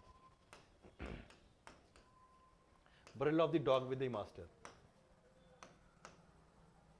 Now he asked one question here कि सर अभी भी ये प्रेवलेंट होता है? अगर ट्रेडिशनल लोग हैं कुछ अभी भी करेंगे, लेकिन आपको बहुत ज्यादा देखने को नहीं मिलेगा। Real will be the chance आपको देखने को मिलेगा है।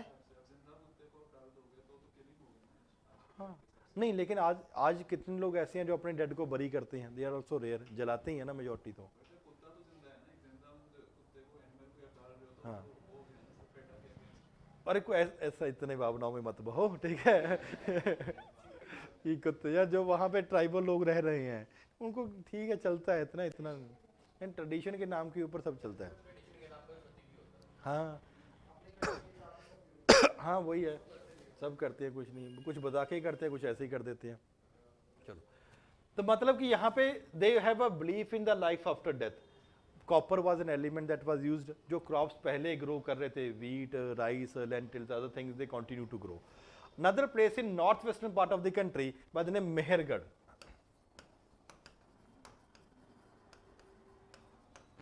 Also another Neolithic site. Agriculture has started to a great extent at that particular point of time. वहाँ पे a specific evidence, burial of the goat with master. तो आपको पूछा जा सकता है match the following, burial of the goat, वहीं पे रख ले अब तो, burial of the dog with the master, burial of the goat with the master। ये एविडेंस आपको कहाँ पे देखने को मिलते हैं? Straight forward question can be there. जो एग्रीकल्चर है वो हर जगह पे वो अलग अलग तरीके से वैसा चलता रहेगा। Another evidence that has been there is in the northeastern part of the country. An X was there with a, for example, front part made of stone, that was there। तो वहां पे एक अलग तरीके का एविडेंस है, वहां पे कंपैरेटिवली देखने को मिलता है और यहाँ पे नहीं देखने को मिलता। अनदर एविडेंस जहां पे आपको देखने को मिलेगा that is post holes. For example in the Belan valley in UP, other areas में भी देखने को मिलता है, बेलन वैली में भी देखने को मिलता है पोस्ट होल्स। पोस्ट होल क्या होता है? आप आर्टिफिशियल रेजिडेंस बनाओगे, आप 4 यहाँ पे छोटे छोटे खड्डे करोगे और फिर अपना घर बना लोगे, छत डाल दोगे। वो जो खड्डा करोगे और ऊपर से टंबा जो लगाओगे उसको बोलते हैं post holes. The post means pole that was your hole means जो नॉर्मल किया है। The post holes have been found in large number, 20 has basically been found in the Belan valley वाले रीजन में। अलग अलग जगह पे आपको अलग अलग उसके एविडेंसेस भी देखने को मिलते हैं। नॉर्थ ईस्टर्न पार्ट में आपको बिहार वाले रीजन में आपको Chirand is the important site जो बिहार वाले रीजन में आपको देखने को मिलता है। नॉर्मली आपको क्वेश्चन पूछा जाएगा एग्रीकल्चर एंड एग्रीकल्चर का spill over effect. Spill over effect का मतलब क्या होता है, जब एग्रीकल्चर आया इसके साथ एसोसिएटेड और चीज आपको देखने को मिली। साउथ इंडिया में एक स्पेसिफिक चीज आपको देखने को मिलती है, that is ash mound. Ash mound क्या होता है जी? है जैसे काउडंग केक्स के लिए ऐसा बना देते हैं ना, पहाड़ नहीं होता, टीला टाइप सा बन जाएगा, जैसे काउडंग केक सब वहां पे रख लिया। Ash mound has basically been found, और ये ash mound basically southern India का पार्ट है। They have been found at Kupgal, Kodekal, Utnur, except Andhra, Karnataka, Andhra Pradesh वाले रीजन में ऐश माउंट्स आपको कंपैरेटिवली देखने को मिलता है। ऐश माउंट के और एविडेंसेस आपको नॉर्थ इंडिया में कंपैरेटिवली देखने को नहीं मिलते। पॉटरी आपको ऑलमोस्ट हर जगह पे देखने को मिलती है, लेकिन एक ऐसा प्लेस है साउथ इंडिया में, only one place where the evidence of pottery has not been found, and that is at Sanganakallu, where the evidence of pottery has not been found. ये आपको कुछ फैक्चुअल इंफॉर्मेशन है जो कंपैरेटिवली आपको देखने को मिलता है। One important feature is pit dwelling. Evidence has been found in different parts, खास करके एक जगह पे।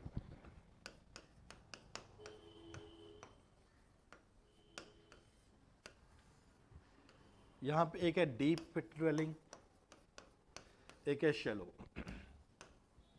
शैलो पिट ड्वेलिंग आपको for example southern part of the country में कंपैरेटिवली कुछ जगह पे देखने मिलता है, जैसे फॉर एग्जांपल नागार्जुना कोंडा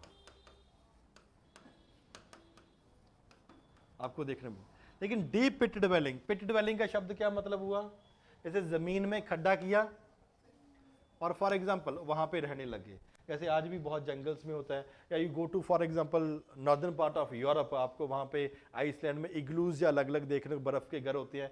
यहाँ पे एनवायरनमेंट को ठीक रखने के लिए यहाँ पे, और यहाँ पे साइड में अंगीठा टाइप लगा लेते थे बिकॉज अंदर ज्यादा ठंड ना हो जाए।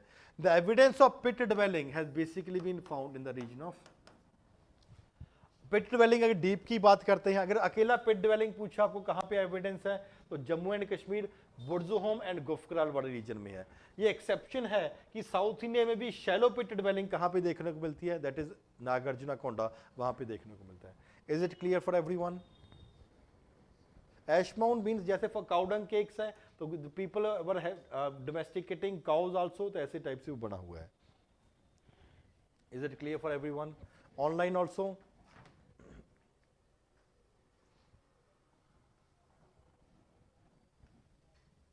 चलो जी, इस चीज को हम यहीं पे खत्म करते हैं। Tomorrow the notes will be given for all the, it will be uploaded for all the student that are there. तो वहाँ पे कल से फिर आप उस चीज़ को रिवाइज भी कर सकते हो। कुछ डाउट है तो आप पूछ सकते हो।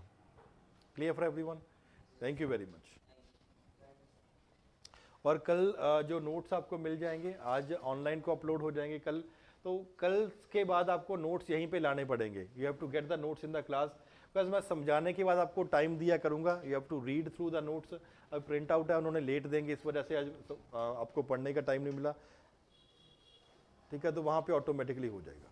Thank you very much.